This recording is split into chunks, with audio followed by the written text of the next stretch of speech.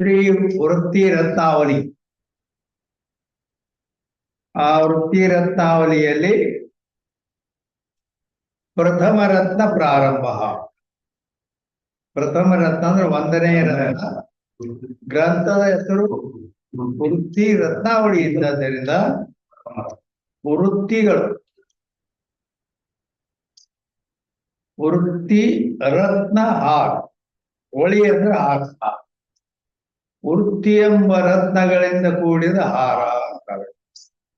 ಅಂದ ಮೇಲೆ ಒಂದೊಂದು ರತ್ನ ಅದರಾಗ ಹಾರಿನಲ್ಲಿ ಇರ್ತಾವು. ಈ ರೀತಿಯ ಅಧ್ಯಾಯಗಳಿಗೆ ಹೆಸರು.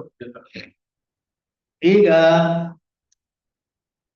ಈ ಒಂದನೇ ರತ್ನದಲ್ಲಿ ಏನ್ ಹೇಳ್ಕೊಂಡು ಬಂದರು ಅಂತಂದ್ರೆ ವೃತ್ತಿಯ ಸ್ವರೂಪ ಏನು, ವೃತ್ತಿಯ ಸ್ವರೂಪ ಏನು, ಅಲ್ಲಿ ಮೊದಲು ಏನು ಅಲ್ಲಿ ಇದು ಮಾಡಿದ್ದಾರೆ ಪ್ರತಿಜ್ಞಾ.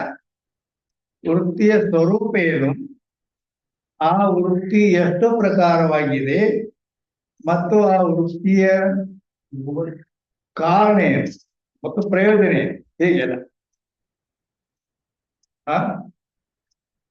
ಮೊಬೈಲ್ ಹೌದು.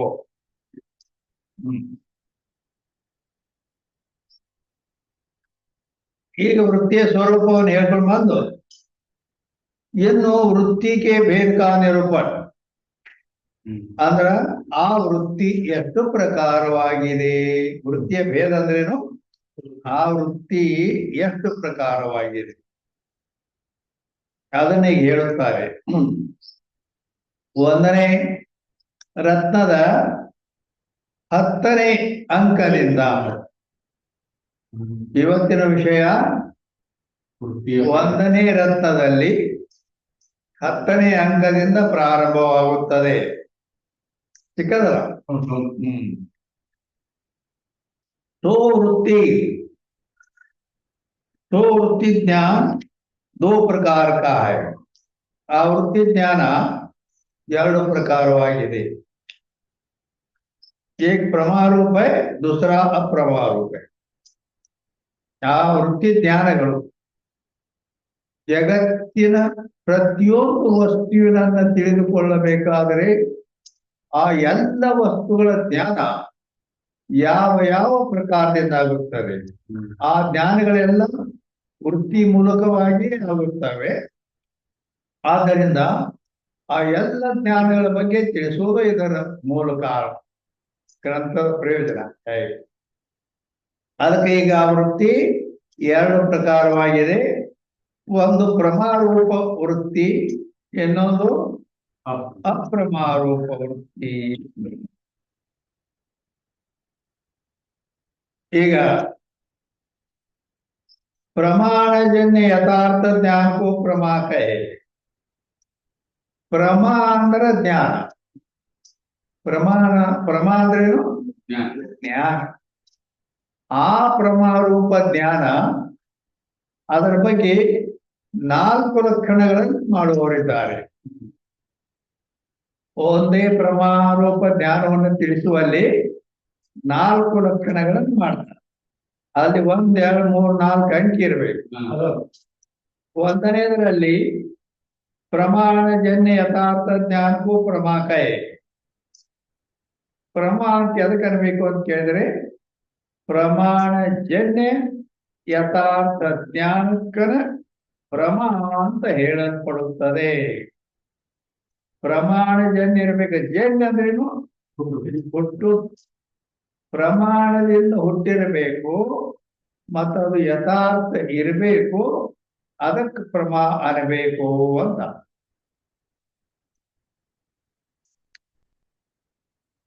ಮತ್ತೆ ಅದಕ್ಕೂ ಇನ್ನೂ ಒಂದು ಪ್ರಮಾಣಜನ್ಯ ಅಂತ ಹೇಳಿದ್ರಲ್ಲ.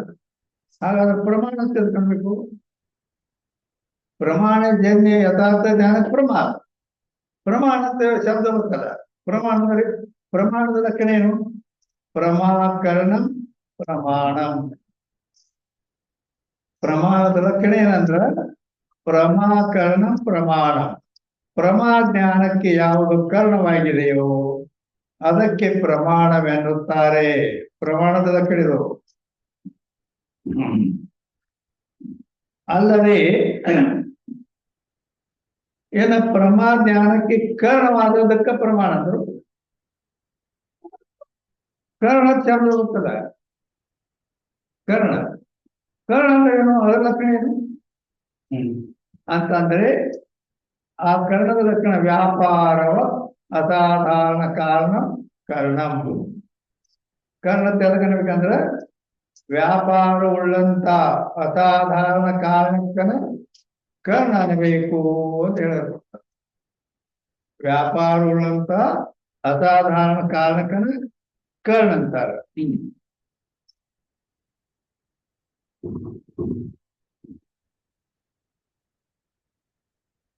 ಏನು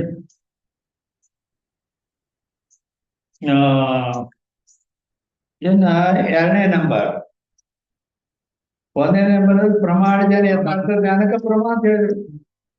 ಪ್ರಮಾಣದಿಂದ ಹುಟ್ಟಿರ್ಬೇಕು, ಯಥಾರ್ಥ ಜ್ಞಾನ ಇರಬೇಕು, ಅದಕ್ಕೆ ಪ್ರಮಾಣ ಬೇಕು. ಎರಡನೇ ನಂಬರ್ದಲ್ಲಿ ವಾ ಅಂದ್ರ ಅಥವಾ अबाधित को विषय करने वाले ध्यान को प्रमा है. ಎರಡನೇ ಲಕ್ಷಣ ಏನು ಅಂತ ಕೇಳಿದ್ರೆ ಅಬಾಧಿತ ಅರ್ಥವನ್ನು ವಿಷಯ ಮಾಡತಕ್ಕಂತ ಜ್ಞಾನಕ್ಕನ ಪ್ರಮ ಅನ್ನುತ್ತಾರೆ. ಅಬಾಧಿತ ಅರ್ಥವನ್ನು ವಿಷಯ ಮಾಡತಕ್ಕಂತದ್ದಾಗಿರ್ಬೇಕು ಅಂತ ಅಬಾಧಿತ ಅಂದ್ರೆ ಏನು, ಪ್ರತಿಯೊಂದು ಶಬ್ದ ಹೊಸಾದಂಗಿರ್ತದೆ. ಅಬಾಧಿತ ಅಂದ್ರೆ ಅಬಾಧಿತ ಅಂತ ಯಾವ್ದಾರ ಕೇಳಿದ್ರೆ ನೀವು ಹೀಗೆ ಕೇಳಿ ಅಬಾಧಿತ ತಿಳ್ಕಂತಾರಂದ್ರ ಸಂಸಾರ ದಶೆಯಲ್ಲಿ ಸಂಸಾರ ದಶಾಮೆ ಜಾಕ ಬಾಧನ ಹೋವೆ ತೋ ಅಬಾಧಿತ. ಸಂಸಾರ ದಶೆಯಲ್ಲಿ ಅಂದ್ರ ಅಜ್ಞಾನ ಕಾಲದಲ್ಲಿ ಸಂಸಾರ ಸಂಸಾರಿ ಇರ್ತಾನಲ್ಲ, ಅಜ್ಞಾನ ಕಾಲದಲ್ಲಿ ಯಾವುದರ ಬಾಧವಾಗುವುದಿಲ್ಲವೋ, ಅಜ್ಞಾನ ಕಾಲದಲ್ಲಿ ಯಾವುದು ಬಾಧಿಸೋದಿಲ್ಲೋ. ಬಾಧ ಅಂದ್ರೇನು, ಮಿಥ್ಯತ್ವ ನಿಶ್ಚಯ ರೂಪ ಬಾಧ, ಸುಳ್ಳು ಅಂತ ಹೇಳಿಕೆ ಆಗೋದು. ಹೆಂಗ ಅಜ್ಞಾನ ಕಾಲದಲ್ಲಿ ಎಲ್ಲರೂ ಸುಳ್ಳು ಅನ್ನಂಗಿಲ್ಲ, ಆಗೋದಿಲ್ಲ ಅದು. ಅದಕ್ಕೆ ಅಬಾಧಿತ ಅಂತ ಹೇಳಬೇಕು. ಇಂಥ ಅಬಾಧಿತವಾದ ಅರ್ಥ ಅಂದ್ರೆ ವಸ್ತುವಿನ ಯಾವುದು ವಿಷಯ ಮಾಡುತ್ತದೆಯೋ ಅದಕ್ಕೆ ಅಂಥ ಜ್ಞಾನಕ್ಕ ಕ್ರಮ ಅಂತಾರೆ. ಎರಡನೇ ಲಕ್ಷಣ ಇದು. ಇನ್ನು ಮೂರನೇ अथवा अबाधित को विषय करने वाला स्मृति से भिन्न ज्ञान को प्रमा कहे. ಅಬಾಧಿತ ಅರ್ಥವನ್ನು ವಿಷಯ ಮಾಡ್ತಿರ್ಬೇಕು ಅಂತ, ಸ್ಮೃತಿಗಿಂತ ಭಿನ್ನ ಇರಬೇಕು.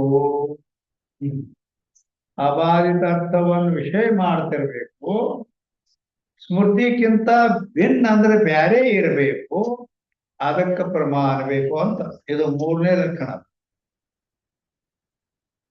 ಅಬಾಧಿತ ಅರ್ಥ ಅಂದ್ರೆ ಬಾಧ ಆಗಲಾರದಂತ ವಸ್ತುವಿನ ವಿಷಯ ಮಾಡತಕ್ಕಂಥದ್ದಾಗಿಯೂ ಸ್ಮೃತಿ ಜ್ಞಾನಕ್ಕಿಂತ ಭಿನ್ನವಾಗಿ ಅಂದ್ರೆ ಬೇರೆ ಆಗಿರ್ತಕ್ಕಂಥದಕ್ಕೆ ಪ್ರಮಾಣ ಅನ್ನುತ್ತಾರೆ. ಇದು ಮೂರನೇ. ಅಂದ್ರೆ ಇಲ್ಲಿ ಅಬಾಧಿತ ಅರ್ಥವನ್ನು ವಿಷಯ ಮಾಡ್ತಿರ್ಬೇಕು, ಸ್ಮೃತಿಗಿಂತ ಭಿನ್ನ ಇರ್ಬೇಕು. ಹೇಳಿದ್ರು ಅಬಾಧಿತ ಅಂದ್ರೆ ಅದನ್ನು ತಿಳಿಸಿ. ಅಜ್ಞಾನ ಕಾಲದಲ್ಲಿ ಯಾವ ಬಾಧ ಆಗುವುದಿಲ್ಲ. ಸಂಸಾರ ದಶೆ ಅಂದ್ರೆ ಅಜ್ಞಾನ ಕಾಲದಲ್ಲಿ. ಈಗ ಇದು ಟೇಬಲ್, ಇದೇನದ ಟೇಬಲ್. ಈ ಟೇಬಲ್ ಅಜ್ಞಾನಿಗೆ ಇದು ಸುಳ್ಳು ಅಂದ್ರೆ ಸುಳ್ತಾನೆ, ಸುಳ್ಳನಾಗಿದೆ. ಕರೆ ಐತಿ, ಕರೆ ವಸ್ತು ಅದು ಅಂತಾನಿಲ್ಲ. ಅದೇ ಜ್ಞಾನಕ್ಕೆ ಹೋದ್ರೆ ಜಗತ್ತ ಸುಳ್ಳು ಸಾಮಾನ್ಯ. ಆದ್ದರಿಂದ ಈ ರೀತಿ ಸಂಸಾರ ದಶೆ ಅಂದ್ರೆ ಅಜ್ಞಾನ ಕಾಲದಲ್ಲಿ ಯಾವುದು ಬಾಧ ಆಗುವುದಿಲ್ಲೋ, ಸುಳ್ಳಾಗುವುದಿಲ್ಲೋ, ಅದಕ್ಕೆ ಅಬಾಧಿತ ಅಂತಾರ. ಈಗ ಗೊತ್ತಾಗ್ತಲ್ಲ ಅಬಾಧಿತ. ಅಬಾಧಿತ ಅರ್ಥವನ್ನು ವಿಷಯೀಕರಿಸ್ತಿರ್ಬೇಕು. ಮತ್ತು ಸ್ಮೃತಿ ಸ್ಮೃತಿ ಅಂದ್ರೂ ಜ್ಞಾನ, ಅದು ಸ್ಮೃತಿ ಜ್ಞಾನ ಆ ಸ್ಮೃತಿಗೆ ಭಿನ್ನವಾಗಿರ್ಬೇಕು. ಹಾ, ಸ್ಮೃತಿಗಿಂತ ಭಿನ್ನ ಇರ್ಬೇಕು ಅಂತೇಳಿ ಅದಕ್ಕೆ ಪ್ರಮಾಣ ಬೇಕು. ಅಬಾಧಿತ ಅರ್ಥವನ್ನು ವಿಷಯೀಕರಿಸ್ತಿರ್ಬೇಕು. ಸ್ಮೃತಿ ಜ್ಞಾನಕ್ಕಿಂತ ಬ್ಯಾರೆ ಭಿನ್ನ ಇರ್ಬೇಕು. ಅದಕ್ಕೆ ಪ್ರಮಾಣ ಬೇಕು ಅಂತ ಮೂರನೇ ಲಕ್ಷಣ. ಇಲ್ಲಿ ಸ್ಮೃತಿ ಅನ್ನೋ ಶಬ್ದ ಬಂತು. ಸ್ಮೃತಿಯ ಲಕ್ಷಣ ಏನು ಅಂತ ಕೇಳಿದ್ರೆ, ಉದ್ಭೂತ ಸಂಸ್ಕಾರ ಮಾತ್ರ ಜನ್ಯ ಜ್ಞಾನ ಸ್ಮೃತಿ. ಸ್ಮೃತಿ ಅಂತ ಅದಕ್ಕೆ ಅನ್ಬೇಕಂದ್ರ ಲಕ್ಷಣ, ಸ್ಮೃತಿಯ ಲಕ್ಷಣ ಇದು. ಉದ್ಭೂತ ಸಂಸ್ಕಾರ ಮಾತ್ರ ಜನ್ಯ ಜ್ಞಾನ ಸ್ಮೃತಿ ಅಂದ್ರೆ ಇದನ್ನ ಹೇಳೇನು ಮೊದಲ ಹೇಳ್ತೀರ, ಮತ್ತೆ ಈಗ ಯಾಕೆ ಹೇಳ್ತೀರಿ ಅಂದ್ರ ಅದರ ಪೂರಾ ಅನುಭವಕ್ಕೆ ಬಂದಿಲ್ಲ. ಅದು ಆ ಲಕ್ಷಣ ಏನು, ಅದರ ಪದಕೃತಿ ಏನು, ಅದು ಹೇಳೇನಂದ್ರೆ ಹೇಳಪ್ಪ ಅವನ ಅಂದ್ರೆ ಹೇಳ. ಅದಕ್ಕೆ ಮತ್ತೆ ಪುನಃ ಪುನಃ ಹೇಳಿ ಅದನ್ನ ನಿಮಗೆ ಪೂರ್ಣ ಅದರ ಜ್ಞಾನ ಆಗಲಿ ಅನ್ನೋ ಉದ್ದೇಶದಿಂದ ನಾನು ತಿರುಗಿ ಹೇಳ್ತೇನೆ ಅಷ್ಟೇ. ಯಾವುದು ತಿಳಿದಿಲ್ಲ ಅದು. ಆ ಲಕ್ಷಣ ಮಾಡಿದ್ರೆ ಪದಪೂರ್ತಿ ಮಾಡೋದು ತಿಳಿದೋದೇನು, ಅದಕ್ಕೆ ಮತ್ತೆ ಮಾಡಿದರೆ ಈ ಸಲ ಅವರಿಗೆ ಒಂದಿನ ಅದರ ತಿಳುವಳಿಕೆ ಬರಲಿ. ಹೇಗೆ ಸ್ಮೃತಿ ಅಂತ ಹೇಳ್ತಾರೆ, ಉದ್ಭೂತ ಸಂಸ್ಕಾರ ಮಾತ್ರ ಜನ್ಯ ಜ್ಞಾನ. 4 ಪದಗಳಿವೆ ಈ ಸ್ಮೃತಿಯ ಲಕ್ಷಣದಲ್ಲಿ. 4 ಪದಗಳದಾವ. ಉದ್ಭೂತ ಸಂಸ್ಕಾರ ಮಾತ್ರ ಜನ್ಯ ಜ್ಞಾನಂ ಅಂತ 4 ಪದಗಳಿವೆ. ಶಾಸ್ತ್ರದಲ್ಲಿ ಒಂದು ನೇಮ್ ಏನಂತ, ಈಗ ನಾವು ಕೃಷ್ಣ ಕೃಷ್ಣ ಒಂದ್ ಸ್ವಲ್ಪ ಕರೆದು ಬಾರಪ್ಪ ಅಂತೇಳಿ ಅಂದ್ಕೊಂಡೆ ನಾವು ಯಾರು ಹೋದ್ರ ನಿಮ್ಮನ್ನ ಮಹಾರಾಜರು ಕರೀತಾರ ಅಂತ ಹೇಳಿ ಬರ್ಬೋದು. ಕೆಲಸ ಆಗ್ತದ. ಒಬ್ಬನೇ 4 ಮಂದಿ ಹೋಗೋನ್ ನಡೀತಾರೆ. ಅವನು ಕರೀಲಕ್ಕ 4 ಮಂದಿ ಹೋಗೋಣ ಅಂದ್ರೆ ಅನಾವಶ್ಯ. ಅದಕ್ಕೆ ಇಲ್ಲಿ ಪದಗಳು 1ರಿಂದ ಕೆಲಸ ಆಗ್ತಿತ್ತು ಅಂದ್ರ ಅದನ್ನ ಬಿಟ್ಟು 3-4 ಪದಗಳನ್ನು ಜೋಡಿಸ್ಬಿಟ್ರೆ ಅನಾವಶ್ಯ ಪದಾರ್ಥ ಸ್ವೀಕಾರ ಗೌರವ ದೋಷ ತರದ ಶಾಸ್ತ್ರದಲ್ಲಿ ಎಷ್ಟು ಬೇಕು ಅಷ್ಟು ಸಾರಿನೊಳಗೆ ಉಪ್ಪು ಎಷ್ಟು ಹಾಕ್ಬೇಕು ಅಷ್ಟೇ ಹಾಕ್ಬೇಕು. ಹೆಚ್ಚು ಆಗಬಾರ್ದು, ಕಡಿಮೆನೂ ಆಗಬಾರ್ದು. ಈ ರೀತಿ 4 ಪದಗಳೇನಿದ್ದಾರೆ ಇಲ್ಲಿ. 4 ಪದಗಳು ಯಾಕೆ ಬೇಕಪ್ಪ ಇಷ್ಟು? 1ರಿಂದ ಕೆಲಸ ಆಕಿತ್ತಂದ್ರ ಅದಕ್ಕಾಗಿ ಈಗ ಸಾಮಾನ್ಯವಾಗಿ ಜನ್ಯ ಜ್ಞಾನಕ್ಕನ ಸ್ಮೃತಿ ಅಂದರೆ ಇಷ್ಟಕ್ಕೆ. ಜನ್ಯ ಜ್ಞಾನಕ್ಕನ ಸ್ಮೃತಿ ಅಂದ್ರೆ ನಡೀತದನ್ನು ಇಲ್ಲೋ ಜನ್ಯ ಅಂದ್ರೆ ಉತ್ಪನ್ನವಾದ ಜ್ಞಾನಕ್ಕನ ಸ್ಮೃತಿ. ಆದ್ರ ಇದು ನಡೆಯೋದಿಲ್ಲ. ಯಾಕೆ ನಡೆಯೋದಿಲ್ಲ? ಅದು ಅಭಿಜ್ಞಾ ಪ್ರತ್ಯಕ್ಷದಲ್ಲಿ ಅತಿವ್ಯಾಪ್ತಿ ಆಗುತ್ತದೆ. ಅಭಿಜ್ಞಾ ಪ್ರತ್ಯಕ್ಷ ಜ್ಞಾನದ ಅಭಿಜ್ಞಾ ಪ್ರತ್ಯಕ್ಷ ಜ್ಞಾನದಲ್ಲಿ ಇದರ ಅತಿವ್ಯಾಪ್ತಿ ಆಗುತ್ತದೆ. ಅದರ ಸಾಮಾನ್ಯ ಈಗ ಜನ್ಯ ಜ್ಞಾನ ಅಂದ್ರೆ ಇಂದ್ರಿಯ ಜನ್ಯ ಜ್ಞಾನಕ್ಕನ ನಾವು ಪ್ರತ್ಯಕ್ಷ ಅಂದರೆ ಅಭಿಜ್ಞಾ ಪ್ರತ್ಯಕ್ಷದಲ್ಲಿ ಅತಿವ್ಯಾಪ್ತಿ ಆಗುತ್ತದೆ. ಅತಿವ್ಯಾಪ್ತಿ ಅಂದ್ರೆ ಅತಿವ್ಯಾಪ್ತಿಯ ಲಕ್ಷಣ ಏನು? ಲಕ್ಷ್ಯ ದೇಶ ವರ್ತಿತ್ವ ಸತಿ ಅಲಕ್ಷ್ಯ ದೇಶ ವರ್ತಿತ್ವ ಅತಿವ್ಯಾಪ್ತಿತ್ವ. ಲಕ್ಷ್ಯ ದೇಶದಲ್ಲಿ ಇದ್ದುಕೊಂಡು ನಾವು ಲಕ್ಷ್ಯ ನಮ್ಮದು ಸ್ಮೃತಿ ಅನ್ನೋದೇ ಲಕ್ಷಣ ಐತೆ, ಲಕ್ಷ್ಯ ಐತೆ. ಆ ಲಕ್ಷ್ಯದಲ್ಲಿ ಇದ್ದುಕೊಂಡು ಬೇರೆ ಕಡೆನೂ ಹೋಗ್ತಿತ್ತು ಅಂದ್ರೆ ಅದಕ್ಕೆ ಅತಿವ್ಯಾಪ್ತಿ ಅನ್ನುತ್ತಾರೆ. ಅಂದರೆ ಈಗ ಒಬ್ಬ ಮನುಷ್ಯ ಏನಂದ, ಆ ಮಲ್ಲಪ್ಪ ಬಹಳ ಸುಮಾರು ಮನುಷ್ಯ ಅದಂತ, ತುಡುಗದಾನಂತ. ಮಲ್ಲಪ್ಪ ತುಡುಗದಾನ, ಅವ ಬರೋಬರಿ ಇಲ್ಲ ಅಂತ ಅಂದ. ಅಲ್ಲೇ ಮತ್ತೊಬ್ಬ ತೇರ್ದ ಮಲ್ಲಪ್ಪನವನು ಇದ್ದ. ಅವನು ಮಲ್ಲಪ್ಪ ತುಳುಗದ ನಾವು ಬಹಳ ಸುಮಾರು ಜನ ತಂದ್ಕೊಂಡ್ರೆ ಅವ ಒಳಗತ್ತಿದ ನನಗೆ ನಾ ಯಾರು ತುಳು ಮಾಡಿ ಏನ್ ಮಾಡಿ ನನಗೆ ಹೋಗಪ್ಪ ಅಂತೇಳಿ ಅವಾಗ ಗೊತ್ತಿತ್ತು. ಅಂಡ್ ಅವನಲ್ಲಿ ಎತ್ತಿ ವ್ಯಾಪ್ತಿ ಆಯ್ತಲ್ಲ. ಇಬ್ಬರು ಮಲ್ಲಪ್ಪಗಳು ಇದ್ರು. ಆ ಒಂದೇ ಹೆಸರಿನಲ್ಲಿ ಇಬ್ಬರು ಇದ್ದಾಗ ಅವ ಕಳ್ಳದಾನೆ ಸುಮಾರದಾನ ಅಂತಂದಾಗ ಅವನ್ ಪೇಟ ಆವಾಗ ಅದನ್ನ ಇವನು ಒಳ್ಳೆ ಮನುಷ್ಯಾಗ ಕೆಟ್ಟ ಹೆಸರು ಬಂತು. ಆದ್ರೆ ಅತಿವ್ಯಾಪ್ತಿ ಆಯ್ತು ಅವನಲ್ಲಿ. ಅಂದ್ರೆ ತೇರ್ದಾಳ ಮಲ್ಲಪ್ಪನಲ್ಲಿ ಹೋಯ್ತು. ಆವಾಗ ಮತ್ತೇನ್ ಮಾಡ್ಬೇಕು, ಒಂದು ಪದ ಇಡ್ಬೇಕು. ಏನ್ ಹೇಳ್ಬೇಕು, ಅವ್ ಮುದೋಳ ಮಲ್ಲಪ್ಪನ ಬಗ್ಗೆ ನಾವು ಹೇಳೇವಿ ಅಂತ ಹೇಳುದು. ಮುದೋಳನ್ನು ಪದ ಇಟ್ಟಾಗ ತೇರ್ದಾಳ ಮಲ್ಲಪ್ಪನಲ್ಲಿ ಅತಿವ್ಯಾಪ್ತಿ ದೂರ. ಹೌದಿಲ್ಲ? ಈ ರೀತಿ ಜನ್ಯ ಜ್ಞಾನಕ್ಕನ ನಾವು ಅದು ಸ್ಮೃತಿ ಅಂದರೆ ಅದು ಅವಿದ್ಯಾ ಪ್ರತ್ಯಕ್ಷದಲ್ಲಿ ಅತಿವ್ಯಾಪ್ತಿ ಆಯಿತು. ಅದಕ್ಕಾಗಿ ಆ ಅತಿವ್ಯಾಪ್ತಿ ದೋಷ ನಿವೃತ್ತಿ ಮಾಡುವ ಸಲುವಾಗಿ ನಾವು ಏನ್ ಮಾಡ್ಬೇಕಾಯ್ತು, ಮತ್ತೊಂದು ಪದ ಇರ್ಬೇಕಾಯ್ತು. ಅಲ್ಲಿ ಏನ್ ಪದ ಇಟ್ವಿ, ಸಂಸ್ಕಾರಜನ್ಯ ಜ್ಞಾನದ ಸ್ಮೃತಿ ಅಂತ ಪದ ಇಟ್ವಿ. ಸಂಸ್ಕಾರ ಪದ ಇಟ್ಟಿವೆ. ಸಂಸ್ಕಾರ ಅಂದ್ರೆ ಸಂಸ್ಕಾರದ ಲಕ್ಷಣ ಪ್ರತಿಯೊಂದಕ್ಕೆ ಲಕ್ಷಣ ಅದಾವ ಕೇಳಿ. ಇದು ಲಾಕ್ಷಣಿಕ ಶಬ್ದ, ಇದು ಕಾಯ್ದೆಬದ್ಧ ಶಾಸ್ತ್ರ. ಸಂಸ್ಕಾರ ಅಂದರೆ ಅದರ ಸಂಸ್ಕಾರದ ಲಕ್ಷಣ ಜ್ಞಾನಕ ಸೂಕ್ಷ್ಮ ಅವಸ್ಥಾಗಳು ಸಂಸ್ಕಾರಕ. ಜ್ಞಾನದ ಸೂಕ್ಷ್ಮ ಅವಸ್ಥೆಗೇನೆ ಸಂಸ್ಕಾರವೆನ್ನುತ್ತಾರೆ. ಅಂದ್ರೆ ಜ್ಞಾನದ ಸೂಕ್ಷ್ಮ ಅವಸ್ಥೆಗೆ ಸಂಸ್ಕಾರ ಅನ್ನುತ್ತಾರೆ ಅಂದ್ರೆ ತಿಳಿತೇನೆ.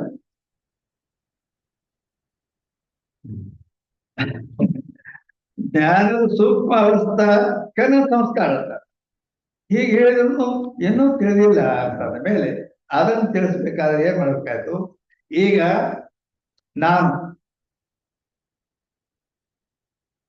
ಇಲ್ಲಿ ತನಕ ನಾನು ಏನ ನಡೆದಿದ್ದ ಗ್ರಂಥ ಅಂದ್ರ ವೃತ್ತಿಯ ಸ್ವರೂಪ ಏನು ಅನ್ನೋದನ್ನ ಹೇಳ್ಕೊಂಡು ಬಂದೇವಿ ಅಂತ ಹೇಳಿದೆ. ಹೌದಿಲ್ಲ?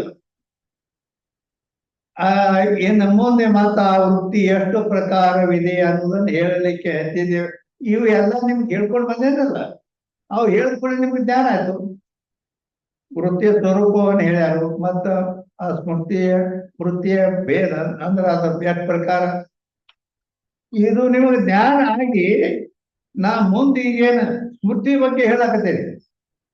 ಸ್ಮೃತಿ ಬಗ್ಗೆ ಹೇಳುವಾಗ ಆ ಹಿಂದೆ ಹೇಳಿದ ವೃತ್ತಿಯ ಸ್ವರೂಪ ಮತ್ತು ಅವರ ಲಕ್ಷಣ ಇವೆಲ್ಲ ಮಾತು ಹೋದವು.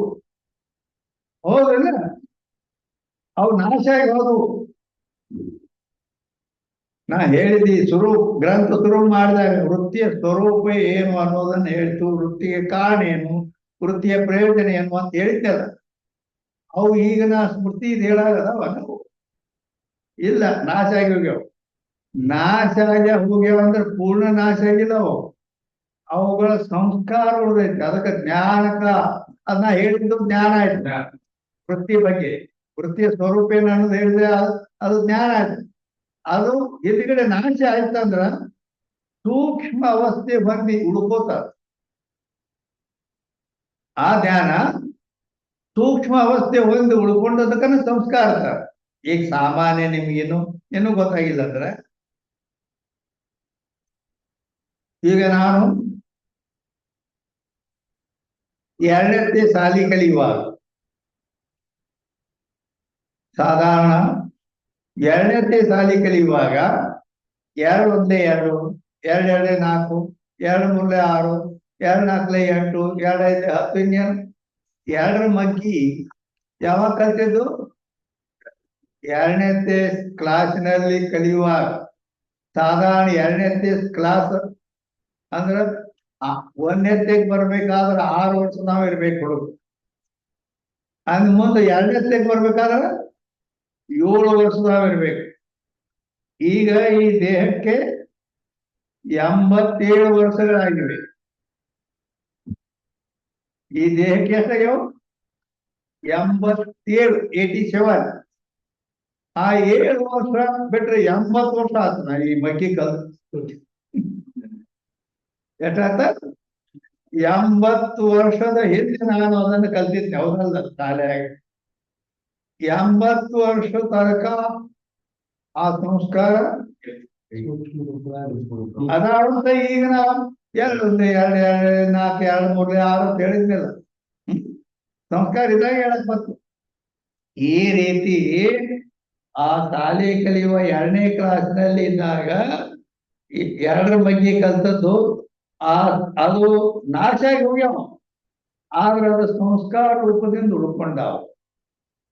ಆ ಸಂಸ್ಕಾರ ಅದಾವ ಇಲ್ಲಿ. ಆದ್ದರಿಂದ ಜ್ಞಾನದ ಸೂಕ್ಷ್ಮ ಅವಸ್ಥೆಗೆ ಸಂಸ್ಕಾರವೆನ್ನುತ್ತಾರೆ. ಆದ್ದರಿಂದ ಸ್ಮೃತಿಯ ಲಕ್ಷಣದಲ್ಲಿ ಜನ್ಯ ಜ್ಞಾನಕ್ಕನ ನಾವು ಸ್ಮೃತಿ ಅಂದರೆ ಅಭಿಜ್ಞಾ ಪ್ರತ್ಯಕ್ಷದಲ್ಲಿ ವ್ಯಾಪ್ತಿ ಆಯ್ತು ಅಂತ ಹೇಳಿದೆ. ಅದಕ್ಕೆ ಮುಂದೆ ಏನ್ ಪದ ಇಡ್ಬೇಕಾಯ್ತು? ಸಂಸ್ಕಾರ ಪದ ಇಡ್ಬೇಕಾಯ್ತು. ಸಂಸ್ಕಾರ ಜನ್ಯ ಅಂದಾಗ ಆವಾಗ ಆ ಅಭಿಜ್ಞಾ ಪ್ರತ್ಯಕ್ಷ ಸಂಸ್ಕಾರ ಇಲ್ಲ ಅಲ್ಲಿ. ಕೇವಲ ಇಂದ್ರಿಯ ಸಂಬಂಧ ಸಂಸ್ಕಾರ ಇಲ್ಲ. ಆದ್ದರಿಂದ ಸಂಸ್ಕಾರ ಅಂದ್ಕೊಳ್ಳಿ ಅಲ್ಲಿ ಹಂಗ ಮೊದಲು ಮಲ್ಲಪ್ಪ ಹೆಸರು ತಗೊಂಡಾಗ ಅಯ್ಯೋ ತೀರ್ದಾಳ ಅತಿವ್ಯಾಪ್ತಿ ದೂರ ಆಯ್ತು ಆ ರೀತಿ. ಅದಕ್ಕಾಗಿ ಈಗ ಸಂಸ್ಕಾರ ಜನ್ಯ ಜ್ಞಾನಕ್ಕನ ಸ್ಮೃತಿ ಅಂತ ಅಂದಾಗ ಅತಿವ್ಯಾಪ್ತಿ ದೂರ ಆಯ್ತು. ಆಗ್ಲಿದರ ದೂರ ಆಯ್ತು. ಪ್ರತ್ಯಭಿಜ್ಞಾ ಪ್ರತ್ಯಕ್ಷದಲ್ಲಿ ಅತಿವ್ಯಾಪ್ತಿ ದೂರ ಆಯ್ತು. ಆದರೆ ಮತ್ತೊಂದರಲ್ಲಿ ಅತಿವ್ಯಾಪ್ತಿ ಆಯ್ತು. ಈಗೊಂದು ಟ್ಯಾಬ್ಲೆಟ್ ಇರ್ತದೆ, ಟ್ಯಾಬ್ಲೆಟ್ ಗೋಳಿ. ಅದು ಪೇನ್ ಕಿಲ್ಲರ್ ಅಂತೇಳಿ ಒಂದು ಗೋಳಿ. ಮೊಳಕಾಲ ಅವು ಇವು ಬಹಳ ನುಸ್ತಾವ ಅಂದ್ರೆ ಹಿಡ್ಕೊಂಡ್ರೆ ಏನ್ ಮಾಡ್ತಾರೆ ಡಾಕ್ಟ್ರು? ಪೇನ್ ಕಿಲ್ಲರ್ ಅಂತ ಗುಳಿಗೆ ಬರೆದು ಕೊಡ್ತಾರೆ. ಅದನ್ನ ಅವ ತಿಂದ ಕೂಡಲೇನ ಇಂಗ್ಲಿಷ್ ಪೇನ್ ಅಂದ್ರ ನೋವು, ಅದನ್ನ ಕಿಲ್ಲರ್ ಅಂದ್ರೆ ಅದು ನೋಯದಂತೆ ಅದು ಇದು ಮಾಡ್ತಾರೆ. ಆದರೆ ಮೊಳಕಾಲ್ ನೋವನ್ನು ಕಡಿಮೆ ಮಾಡ್ತಾರೆ. ಕಿಡ್ನಿ ಹಾರ್ಟ್ ಅಂತವಕ್ಕ ವಾದ ಮಾಡ್ತಾರೆ. ಒಂದ್ ಕಡೆ ಚಲೋ ಮಾಡಿದ್ರೆ ಇನ್ನೊಂದು ಕಡೆ ಅದು ನುಕ್ಸಾನ ಮಾಡುತ್ತದೆ. ಆ ರೀತಿ ಇಲ್ಲಿ ನಾವು ಆ ಅಭಿಜ್ಞಾ ಪ್ರತ್ಯಕ್ಷದಲ್ಲಿ ಏನೈತಿ ಜನ್ಯ ಜ್ಞಾನಕ್ಕನ ನಾವು ಅಂದಾಗ ಅತಿವ್ಯಾಪ್ತಿ ಆಗಿತ್ತು. ಅದರ ನಿವೃತ್ತಿಗಾಗಿ ಸಂಸ್ಕಾರ ಅಂತ ಪದ ಇಟ್ಟಿವಿ. ಈ ರೀತಿ ಅಲ್ಲಿ ಪದಗಳ ಜ್ಞಾನ, ಅವುಗಳ ಅತಿವ್ಯಾಪ್ತಿ ಅವ್ಯಾಪ್ತಿಯ ಜ್ಞಾನ ಎಲ್ಲ ಅವನಿಗೆ ಇರಬೇಕು ಮುಂದೆ. ಅಂದ್ರೆ ಈ ರೀತಿ ಪದಕೃತಿ ಮಾಡಲಿಕ್ಕೆ ಬರುತ್ತದೆ. ಅದಕ್ಕಾಗಿ ಸಂಸ್ಕಾರಜನ್ಯ ಜ್ಞಾನ ಅಂದ್ಕೂಡೇನ ಆ ಅಭಿಜ್ಞಾ ಪ್ರತ್ಯಕ್ಷದಲ್ಲಿ ಅತಿವ್ಯಾಪ್ತಿಯನ್ನು ದೋಷ ನಿವೃತ್ತಿ ಆಗ್ತಾರೆ. ಅದು ಮತ್ತೊಂದರಲ್ಲಿ ಅಂದ್ರೆ ಪ್ರತ್ಯಭಿಜ್ಞಾ ಪ್ರತ್ಯಕ್ಷ ಜ್ಞಾನದಲ್ಲಿ ಅತಿವ್ಯಾಪ್ತಿ ಆಗುತ್ತೆ. ಯಾಕಂದ್ರೆ ಪ್ರತ್ಯಭಿಜ್ಞಾ ಪ್ರತ್ಯಕ್ಷವೂ ಕೂಡ ಸಂಸ್ಕಾರಜನ್ಯ ಇದೆ. ಆಗ ದುಡ್ಡ ನೋಡಿ ಕಾಲು ಹೋಯ್ತಾರೆ, ಕಿಡ್ನಿಗೆ ಬಾರಿಸ್ತಾರೆ. ಆ ರೀತಿ ಇಲ್ಲಿ ಅತಿವ್ಯಾಪ್ತಿ ದೂರ ಮಾಡ್ತಾರೆ ಸಂಸ್ಕಾರ ತಿಟ್ಟಾಗ. ಆದ್ರೆ ಪ್ರತ್ಯಭಿಜ್ಞಾ ಪ್ರತ್ಯಕ್ಷ ಅನ್ನುವಲ್ಲಿ ಅದು ಅತಿವ್ಯಾಪ್ತಿ ಆಯ್ತು. ಅದಕ್ಕ ಅದನ್ನು ದೂರ ಮಾಡ್ಬೇಕು. ಅತಿವ್ಯಾಪ್ತಿ ಅವ್ಯಾಪ್ತಿ ಅಸಂಭವದ 3 ದೂರ. ಅತಿವ್ಯಾಪ್ತಿ ಅವ್ಯಾಪ್ತಿ ಅಸಂಭವ ಏತದ್ ದೂಷಣತ್ರಯ ರಹಿತತ್ವೇ ಅಸಾಧಾರಣ ಧರ್ಮವು ಸಲ್ಲಕ್ಷಣಂ ಅಂತ ಸಂಸ್ಕೃತದಲ್ಲಿ ಅದರ ಲಕ್ಷಣ ಇದೆ. ನಾವು ಮಾಡುವ ಲಕ್ಷಣವು ಅತಿವ್ಯಾಪ್ತಿ ಅವ್ಯಾಪ್ತಿ ಅಸಂಭವವೆಂಬ 3 ದೋಷಗಳಿಂದ ಕೂಡಿರಬಾರದು. ಒಂದು ದೋಷ ಇರಬಾರ್ದಂದಾಗ ಅದಕ್ಕೆ ಸಲ್ಲಕ್ಷಣ ಅಂದ್ರೆ ಯೋಗ್ಯ ಲಕ್ಷಣ ಅನ್ನುತ್ತಾರೆ. ಅದಕ್ಕೆ ಈಗ ನಾವು ಅದನ್ನು ಪದಕೃತಿ ಅಂದ್ರೆ ಪರೀಕ್ಷೆ ಮಾಡಿ ನೋಡುದು. ಯಾವ ಅದಾವ ಎಲ್ಲಿ ಅತಿವ್ಯಾಪ್ತಿ ಬರ್ತಾರ, ಏನು ಇದನ್ನ ದೂರ ಮಾಡ್ಬೇಕಂತ. ದೂರ ಮಾಡೋ ಸಲುವಾಗಿ ನಾವೇನ್ ಮಾಡಿದೀವಿ? ಸಂಸ್ಕಾರಜನ್ಯ ಇರ್ಬೇಕು ಅಂತ ಹೇಳಿದೀವಿ.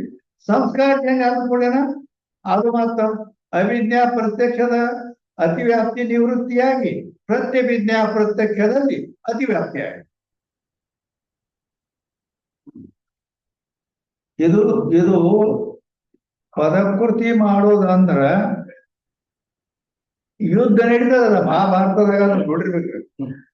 ಯುದ್ಧ ಅಂದ್ರ ಅವನ ಕೈಯಾಗು ಕಡ್ಗಿ ಇರ್ತದ, ಕತ್ತಿ, ಇವನ್ ಕೈಯಾಗು ತಲವಾರ್ ಕತ್ತಿ ಇರ್ತದ, ಇಬ್ರು ಯುದ್ಧ ಮಾಡ್ತಾರ. ಇದು ಸರ್ವಸಾಮಾನ್ಯ, ಎಲ್ಲರಿಗೂ ಗೊತ್ತಿರ್ತದೆ, ಹೌದಾ? ಆದ್ರೆ ಒಮ್ಮೆ ಏನ್ ಮಾಡಿದ್ರು ಅವರು ದ್ರೋಣಾಚಾರ್ಯರು, ಚಕ್ರವ್ಯೂಹ ಯುದ್ಧವನ್ನ ಸಾರಿದರು. ಚಕ್ರವ್ಯೂಹ ಯುದ್ಧ ಅಂತಂದ್ರ ಅದು ಆ ಸೈನಿಕರೆಲ್ಲ ಚಕ್ರದಂತೆ ಗೋಲಾಕಾರವಾಗಿ ಒಳಗ ಹೋಗ್ಲಿಕ್ಕೇನೆ ಪ್ರವೇಶಿಸುವುದಿಲ್ಲ.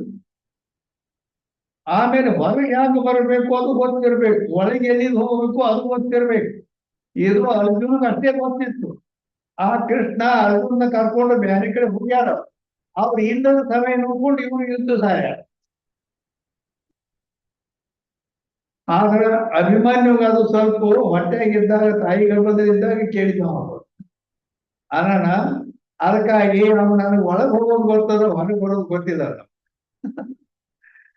ಅವ್ನು ಭೀಮ ಅಂದ, ನೀವು ಒಳಗಡೆ ಹೋಗೋದು ಮಾಡಿ, ಮುಂದೆ ಬರೋದು ಹೆಂಗ ನಾ ಗದಾಲ ಬಂದ್ರು, ಹೊರಗೆ ಬರೋದು ಮಾಡ್ದೆ ಅಂತೇಳಿ ಯುದ್ಧಕ್ಕೆ ಹೋಗ್ಬಿಟ್ಟು ಆದ್ರ ಅಲ್ಲಿ ಅಭಿಮನ್ಯು ಸತ್ವರ. ಅಂದ್ರ ಆ ಚಕ್ರವ್ಯೂಹ ಯುದ್ಧ ಅತಿ ಕಠಿಣವಾದದ್ದು. ಆ ರೀತಿ ಶಾಸ್ತ್ರಗಳಲ್ಲಿ ಇದು ಯಾಕಂದ್ರ ಕಾಯ್ದೆಬದ್ಧ ಶಾಸ್ತ್ರ. ನಹಿ ಪ್ರಸಿದ್ಧ ಮಾತ್ರೇನ ವಸ್ತು ಸಿದ್ಧಿ ಕಿಂತು ಲಕ್ಷಣ ಪ್ರಮಾಣ.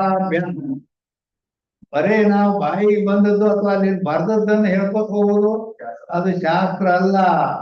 ಮತ್ತೇನು ಅಂತಂದ್ರ ಆ ಬರ್ದದ್ದೇನು ಗ್ರಂಥದಲ್ಲೇ ಐತಿ, ಅದರ ಪ್ರತಿಯೊಂದು ಶಬ್ದದ ಲಕ್ಷಣಗಳೇನು, ಅದಕ್ಕೆ ಶ್ರುತಿ ಪ್ರಮಾಣಗಳೇನು, ಇವು ಎಲ್ಲ ಜೋಡಿಸಿ ಹೇಳಬೇಕು. ಅವಾಗ ಕಾಯ್ದೆಬದ್ಧ ಶಾಸ್ತ್ರದ ಆಗುತ್ತದೆ ಅಂತ ಈ ರೀತಿ ಅದರಲ್ಲಿ ಲಕ್ಷಣ ಮಾಡಿ, ಅದರ ಪದಕೃತಿ ಮಾಡಿ, ಆ ದೋಷಗಳನ್ನು ನಿವೃತ್ತಿ ಮಾಡಿ, ಈ ಎಲ್ಲ ಈ ರೀತಿ ಅಂದಾಗ ಅರ್ಥಾರ್ಥ ಕಠಿಣ ಆಗ್ತದ. ಅದು ಬುದ್ಧಿಯಲ್ಲಿ ಒಂದು ಶಕ್ತಿ ಬರ್ತದೆ. ಅದಕ್ಕ ಈ ರೀತಿ ನಾವು ಎಲ್ಲಿಗೆ ಬಂದೀವಿ, ಸ್ಮೃತಿಯ ಲಕ್ಷಣ ಪದಕೃತಿ ಮಾಡ್ಲಿಕ್ಕೆ ಹಚ್ಚಿದ್ದೀವಿ. ಅಲ್ಲಿ ಜನ್ಯ ಜ್ಞಾನ ಇಷ್ಟೇ ಇಟ್ರೆ ಅಭಿಜ್ಞಾ ಪ್ರತ್ಯಕ್ಷದಲ್ಲಿ ವ್ಯಾಪ್ತಿ ಆಯ್ತು. ಅತಿವ್ಯಾಪ್ತಿ ನಿವೃತ್ತಿಯಾಗಿ ನಾವು ಸಂಸ್ಕಾರ ಇರಬೇಕು ಅಂತ ಹೇಳಿದೀವಿ. ಸಂಸ್ಕಾರ ಅಂದಾಗ ಆ ಅಭಿಜ್ಞಾ ಪ್ರತ್ಯಕ್ಷ ಅತಿವ್ಯಾಪ್ತಿ ದೂರ ಆಯ್ತು.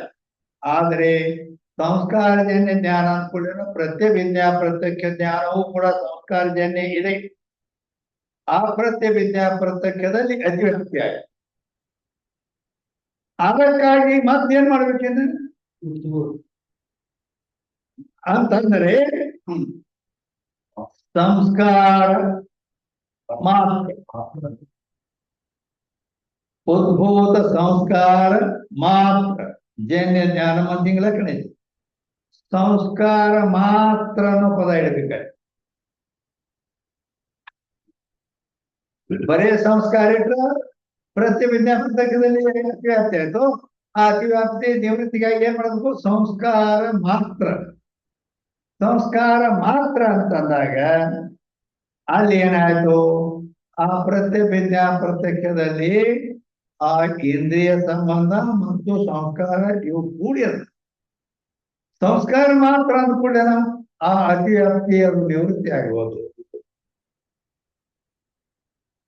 ಅದಕ್ಕೆ ಆದ್ರ ಕಡೆ ಇನ್ನೊಂದು ಏನು ಆಪತ್ತಿ ಬರ್ತದ ಅಂತಂದ್ರ ಅತಿವ್ಯಾಪ್ತಿ ದೂರ ಆಯ್ತದ. ಪ್ರತ್ಯಭಿಜ್ಞಾ ಪ್ರತ್ಯಕ್ಷದಲ್ಲಿ ಅದು ಸಂಸ್ಕಾರ ಮಾತ್ರ ಪದ ಇಟ್ಟಾಗ. ಆದ್ರೆ ಇದು ಮತ್ತೊಂದ್ ಕಡೆ ಏನಾಯ್ತು ಅಂತಂದ್ರೆ ಸಂಸ್ಕಾರ ಮಾತ್ರ ಅಂದಾಗ ಈಗ ನಾ ಆಗಲೇ ಹೇಳಿದೆ, 2ನೇ ಸಾಲಿ ಕಲಿಯುವಾಗ 2 4 3 6 ಅಂದದ್ದು 80 ವರ್ಷ ಕಳೆದು ಹೋಗಿವೆ. ಅದನ್ನ ಅಭ್ಯಾಸ ಮಾಡಿದ್. ಆದ್ರೆ 80 ವರ್ಷ ತನಕನೂ ಅವು ಸಂಸ್ಕಾರ ಇಲ್ಲ ನಾವೇ. ಆ ರೀತಿ ಸಂಸ್ಕಾರ ಮಾತ್ರದ ಸಂಸ್ಕಾರ ಇವಾಗ 80 ವರ್ಷ ಇದು ಅದ ಒಂದು ಕೂಡ ಅವ್ರ ಸಂಸ್ಕಾರ ಸ್ಮೃತಿಗೆ ಕಾರಣದ ಅಂದಮೇಲೆ ಯಾವತ್ತೂ ಸ್ಮೃತಿ ಆಗ್ಬೇಕಂದ್ರೆ ಈ ಆಪತ್ತಿ ಬರ್ತದೆ. ಯಾವತ್ತೂ ಸ್ಮೃತಿ ಅಂದ್ರ ಈಗೊಂದು ಅವ ಹಾವು ನೋಡಿ ಭಯ ಪಟ್ಟಿದ್ದ, ಹಾವು ಬಂತಂತೇಳಿ.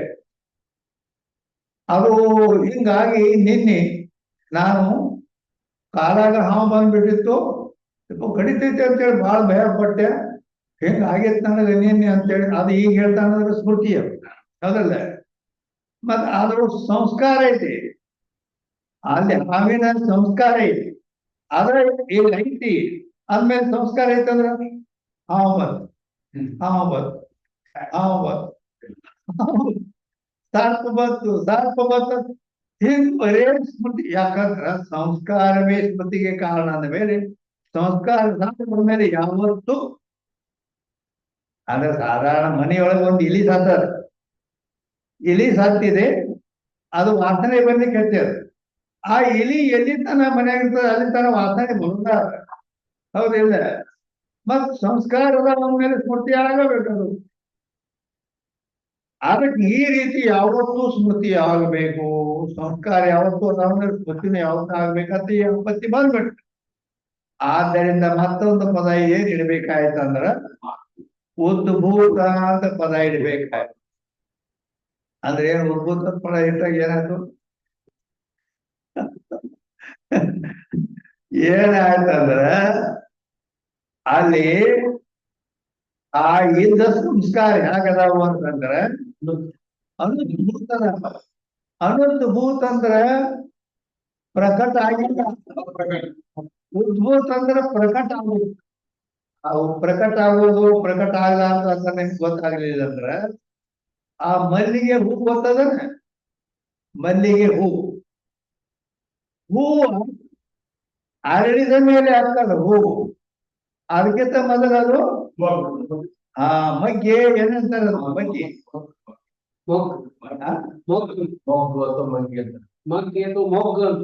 ಮೊಗ್ಗ. ಆ ಮೊಗ್ಗ ಗೋಳಾಕಾರವಾಗಿರ್ತದೆ, ಮುದ್ಕೊಂಡಿರ್ತದ, ಹೌದಲ್ಲ?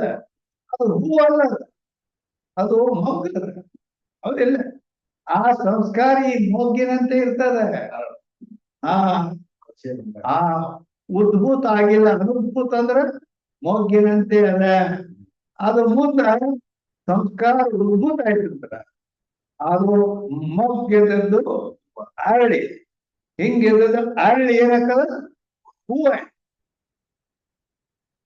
ಇದು ಗೊತ್ತಾಗ್ತಿಲ್ಲ?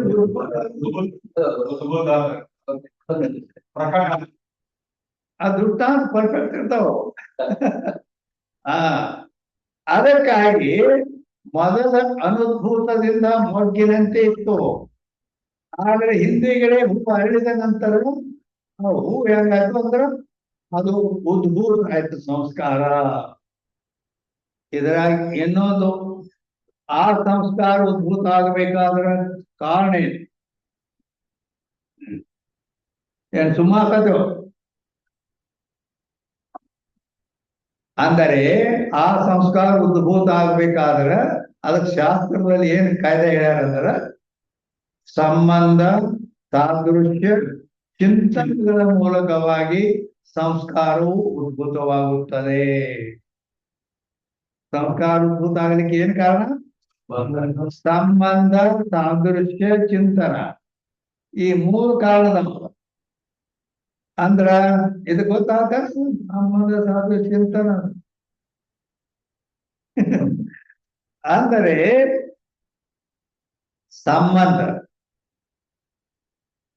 ಸಂಬಂಧವು ಸಂಸ್ಕಾರ ಉದ್ಭೂತಕ್ಕೆ ಕಾರಣ ಇದೆ ಅಂದ್ರೆ ಸಂಬಂಧ ಯಾಕೆ ಕಾರಣ ಆಕದ ಅಂತಂದ್ರ, ಈಗ ಇಲ್ಲಿ ಚಿದಾನಂದರ ಮಗ ಬಂದಿದ್ದ. ಚಿದಾನಂದರ ಮಗ ಬಂದ, ಅವನು ನೋಡಿದ್ವಿ ನಾವು. ಚಿದಾನಂದರ ಮಗನನ್ನ ನೋಡಿದರೆ ಅವರ ತಂದೆಯೇ ಚಿದಾನಂದ ಅವನು ಬಂದಿರಬೇಕು, ಇವ ಅಂದ್ರೆ ಅವನು ಬಂದಿರ್ಬೇಕು ಅಂದ್ರೆ ಅವನ ಜ್ಞಾನ ಆಕತ್ತೆ. ಮಗನನ್ನ ನೋಡಿ ತಂದೆಯ ಜ್ಞಾನ ಆಕ್ಕದ. ಹೌದಿಲ್ಲ? ಆ ಹುಡುಗ ನೋಡಿದ್ರೆ ಯಾರಿವ ಗೊತ್ತಾಯ್ತು ನಮ್ಗೆ. ಅಂದ್ರೆ ಚಿದಾನಂದ ಜ್ಞಾನ ಅಂದ್ರ ಆ ರೀತಿ ಸಂಬಂಧ ಮೂಲಕವಾಗಿ ಆ ಸಂಸ್ಕಾರ ಉದ್ಭೂತ ಆಯ್ತು ಚಿದಾನಂದಂದು. ಗೊತ್ತಾಯ್ತಿಲ್ಲ? ಸಂಬಂಧ ಮೂಲಕ ಸಾದೃಶ್ಯದಿಂದಲೂ ಸಂಸ್ಕಾರ ಉದ್ಭೂತ ಆಗುತ್ತದೆ. ಸಾದೃಶ್ಯದಿಂದ ಸಾದೃಶ್ಯ ಅಂತ ಹೇಳ್ಕಂತ ಅದಕ್ಕೆ ಲಕ್ಷಣ ಇದೆ. ತದ್ಭಿನ್ನತ್ವೇ ಸತಿ ತದ್ಗತ ಭೂತು ಧರ್ಮವಾನ್ ಸಾದೃಶ್ಯ ಅಂತ ಸಂಸ್ಕೃತದಲ್ಲಿ ಐತೆ ಲಕ್ಷಣ. ಹಂಗಂದ್ರೆ ಏನಂತ ಕನ್ನಡದಲ್ಲಿ ತದ್ಭಿನ್ನತ್ವೇ ಸತಿ ತದ್ಗತ ಭೂಯೋ ಧರ್ಮವಾನ್ ಅದಕ್ಕಿಂತ ಭಿನ್ನವಾಗಿರ್ಬೇಕು. ಅದಕ್ಕಿಂತ ಭಿನ್ನ ಅಂದ್ರೆ ಬ್ಯಾರೆ ಇರಬೇಕು, ಅದರಂತೆ ಮಾತ್ರ ತೋರ್ತಿರ್ಬೇಕು. ಅದಕ್ಕೆ ಸಾದೃಶ್ಯ ಅನ್ಬೇಕು ಕನ್ನಡದಲ್ಲಿ. ಅದಕ್ಕಿಂತ ಬ್ಯಾರೆ ಇರ್ಬೇಕು, ಅದರಂತೆ ತೋರಿಸ್ತಿರ್ಬೇಕು, ಹೋಲಿಕೆ ಅದರಂತೆ ಇರ್ಬೇಕು, ಅದಕ್ಕೆ ಸಾದೃಶ್ಯ ಅಂತಾರೆ. ನಮ್ಮ ಮಠದಾಗ ಒಬ್ಬ ಸಾಧು ಅದಾರ, ಮಲ್ಲಯ್ಯ ಅಂತೇಳಿ. ನಾವು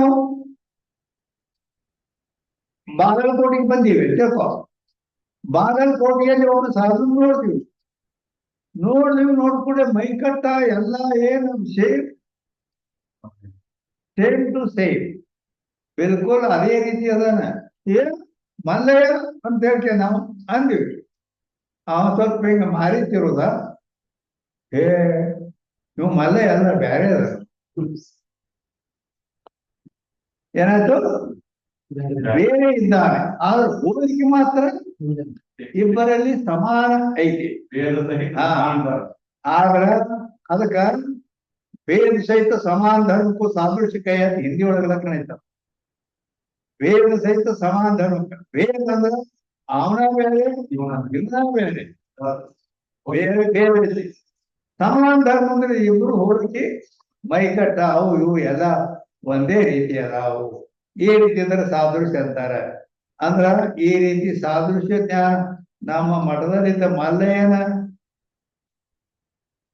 ಜ್ಞಾನ ಅಲ್ಲಿ ಇನ್ನೊಬ್ಬ ಸಾದೃಶ್ಯ ಅವನಂತೆ ಇದ್ದಾನಲ್ಲ, ಅವಾಗ ಆ ಮಲ್ಲಯ್ಯನ ಸಂಸ್ಕಾರ ಏನೈತಲ್ಲ ಅದು ಉದ್ಭುತ ಆಯ್ತು. ಅವ್ನು ನೋಡಿಕೊಂಡೆ ಅಂದ್ರೆ ಸಾದೃಶ್ಯ ಮೂಲಕವಾಗಿ ಆ ಮಲ್ಲಯ್ಯನ ಸಂಸ್ಕಾರ ಉದ್ಭುತ ಆಯ್ತು. ಸಂಬಂಧದಿಂದಲೂ ಸಂಸ್ಕಾರ ಉದ್ಭುತ ಆಗ್ತದೆ, ಸಾದೃಶ್ಯದಿಂದಲೂ ಆಗ್ತದೆ, ಇನ್ನ ಚಿಂತನದಿಂದ ಆಗ್ತದೆ. ಚಿಂತನದಿಂದ ಹೇಗಾಗ್ತದೆ ಅಂತ ಕೇಳಿದ್ರೆ, ಈಗ ನಾನು ಸ್ಮೃತಿಯ ಲಕ್ಷಣ ಏನು ಅಂತ ಕೇಳಿದೆ. ಸ್ಮೃತಿಯ ಲಕ್ಷಣ ಏನು ಅಂತಂದ್ರ ಅದು ಅದು ಒಬ್ಬಗೆ ನೆನಪದ ಆದ್ರೂ ಇಲ್ಲೇ ನೆನಪದ. ಏನೋ ಅದ ಹಿಂಗ ಅವ ಚಿಂತನೆ ಮಾಡ್ಲಕ್ ಶುರು ಮಾಡ್ತಾನ. ಅದನ್ನ ಈ ಲಕ್ಷಣ ಏನದ ಚಿಂತನೆ ಮಾಡಿಕೊಂಡ್ರೆ ಅವಾಗ ಅದು ಚಿಂತನೆ ಮೂಲಕವಾಗಿ ಸಂಸ್ಕಾರ ಉದ್ಭುತ ಆಯ್ತು ಅಂದ್ಕೊಂಡ್ರೆ ಅಂದ್ರ ಅದು ಉದ್ಭೂತ ಸಂಸ್ಕಾರ ಮಾತ್ರ ಜನ್ಯ ಜ್ಞಾನ ಸ್ಮೃತಿ ಆಗ ಚಿಂತನೆ ಮಾಡ್ಕೊಂಡು ಭಜನ ಪದ ಹತ್ತಿರ್ತಾನ, ಮುಂದಿನ ಪದ ನೆನಪಿರುವುದಿಲ್ಲ. ಅವ ಚಿಂತನೆ ಮಾಡಿದಂದ್ರ ಪಟ್ಟ ನೆನಪಿಗೆ ಬರ್ತದೆ. ಈ ರೀತಿ ಸಂಬಂಧದಿಂದಲೂ ಸಾದೃಶ್ಯದಿಂದಲೂ ಚಿಂತನದಿಂದಲೂ ಆ ಸಂಸ್ಕಾರವು ಉದ್ಭೂತವಾಗುತ್ತದೆ. ಈ ರೀತಿ ಆ ಸಂಸ್ಕಾರ ಏನೈತಿ ಈಗ ಅದು ಅನುದ್ಭೂತದಿಂದಿತ್ತು. ಈಗ ನಾವು ಎಲ್ಲಿ ಬಂದೇವಿ? ಈ ಎಲ್ಲಾ ಪದಗಳನ್ನು ತಗೊಂಡು ಬಂದೀವಿ ಪೂರಾ, ಅದಿಲ್ಲ ಉದ್ಭೂತ ಸಂಸ್ಕಾರ ಮಾತ್ರ ಜನ್ಯ ಜ್ಞಾನ ಸ್ಮೃತಿ ಅಂತೇಳಿ. ಅದಕ್ಕ ಈ ರೀತಿ ಇಲ್ಲಿ ಪದಗಳು ಬೇಕಾಗು.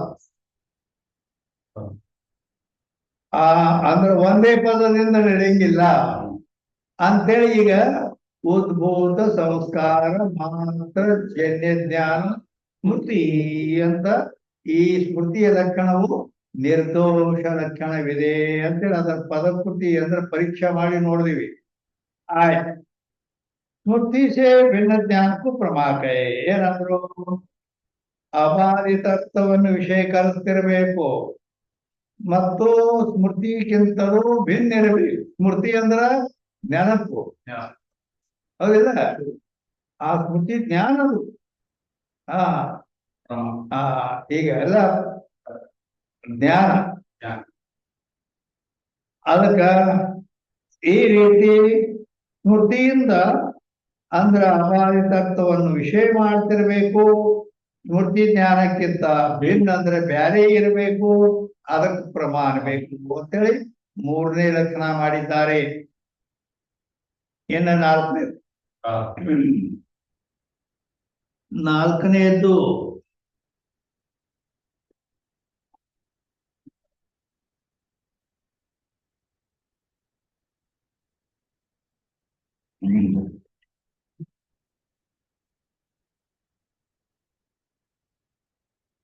ನಾಲ್ಕನೇದು ಏನದ ಅಂದ್ರ ಯಥಾರ್ಥ ಅನುಭವಕ್ಕೂ ಪ್ರಮಾಕ.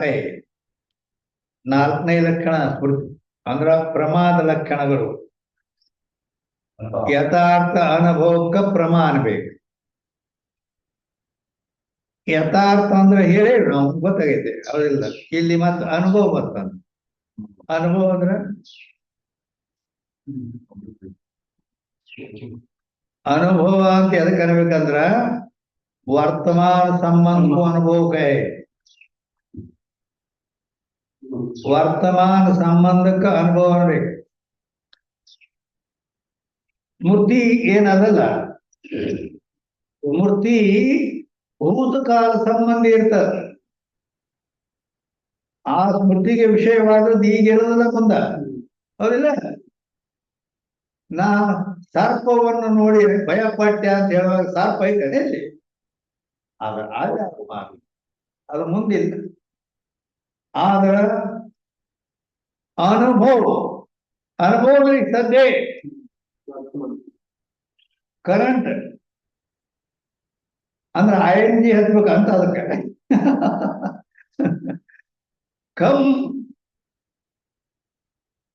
ಕಮಿಂಗ್ ಬರ್ತಾ ಇದ್ದಾನೆ.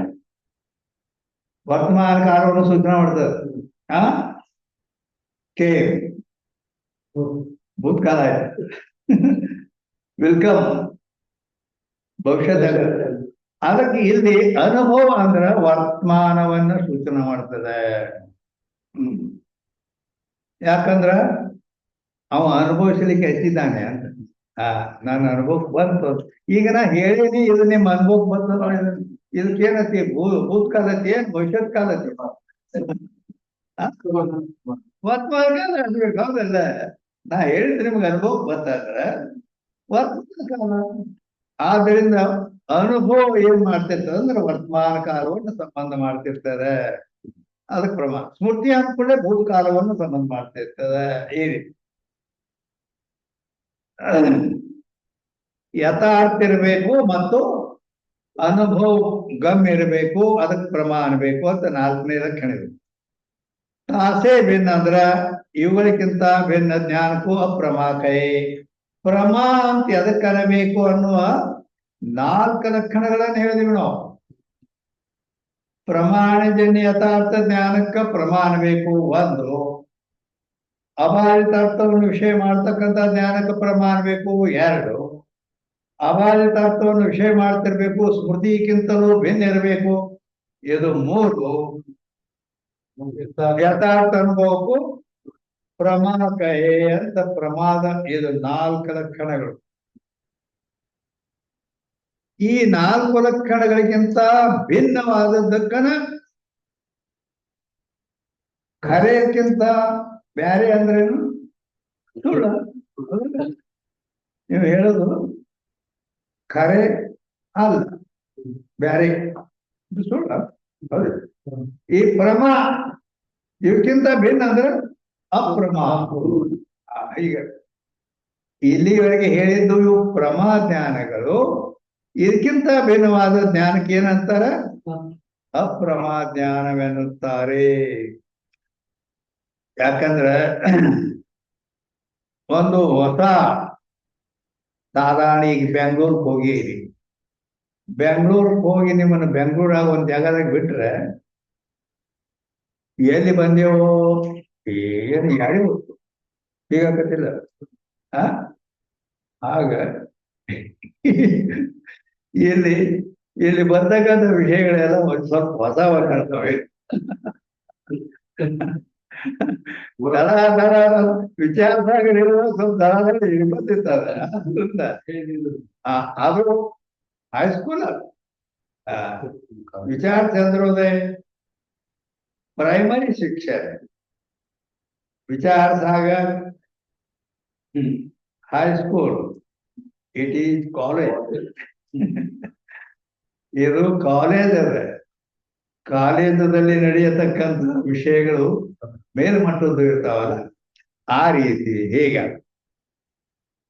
ಅದಕ್ಕ ಈ ರೀತಿ ಇಲ್ಲಿವರೆಗೆ ಹೇಳಿದ್ದು ಅವು 4 ಪ್ರಮಾ.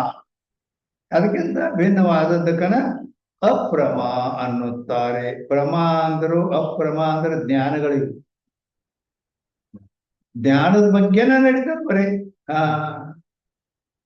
ಆ ಜ್ಞಾನಗಳು ಎಷ್ಟು ಪ್ರಕಾರ, ಯಾವ್ಯಾವ ಪ್ರಕಾರದವು, ಏನೇನು ಕತಿ ಅದ್ರ ಬಗ್ಗೆನ ನಡೀತಿದ್ವಿ.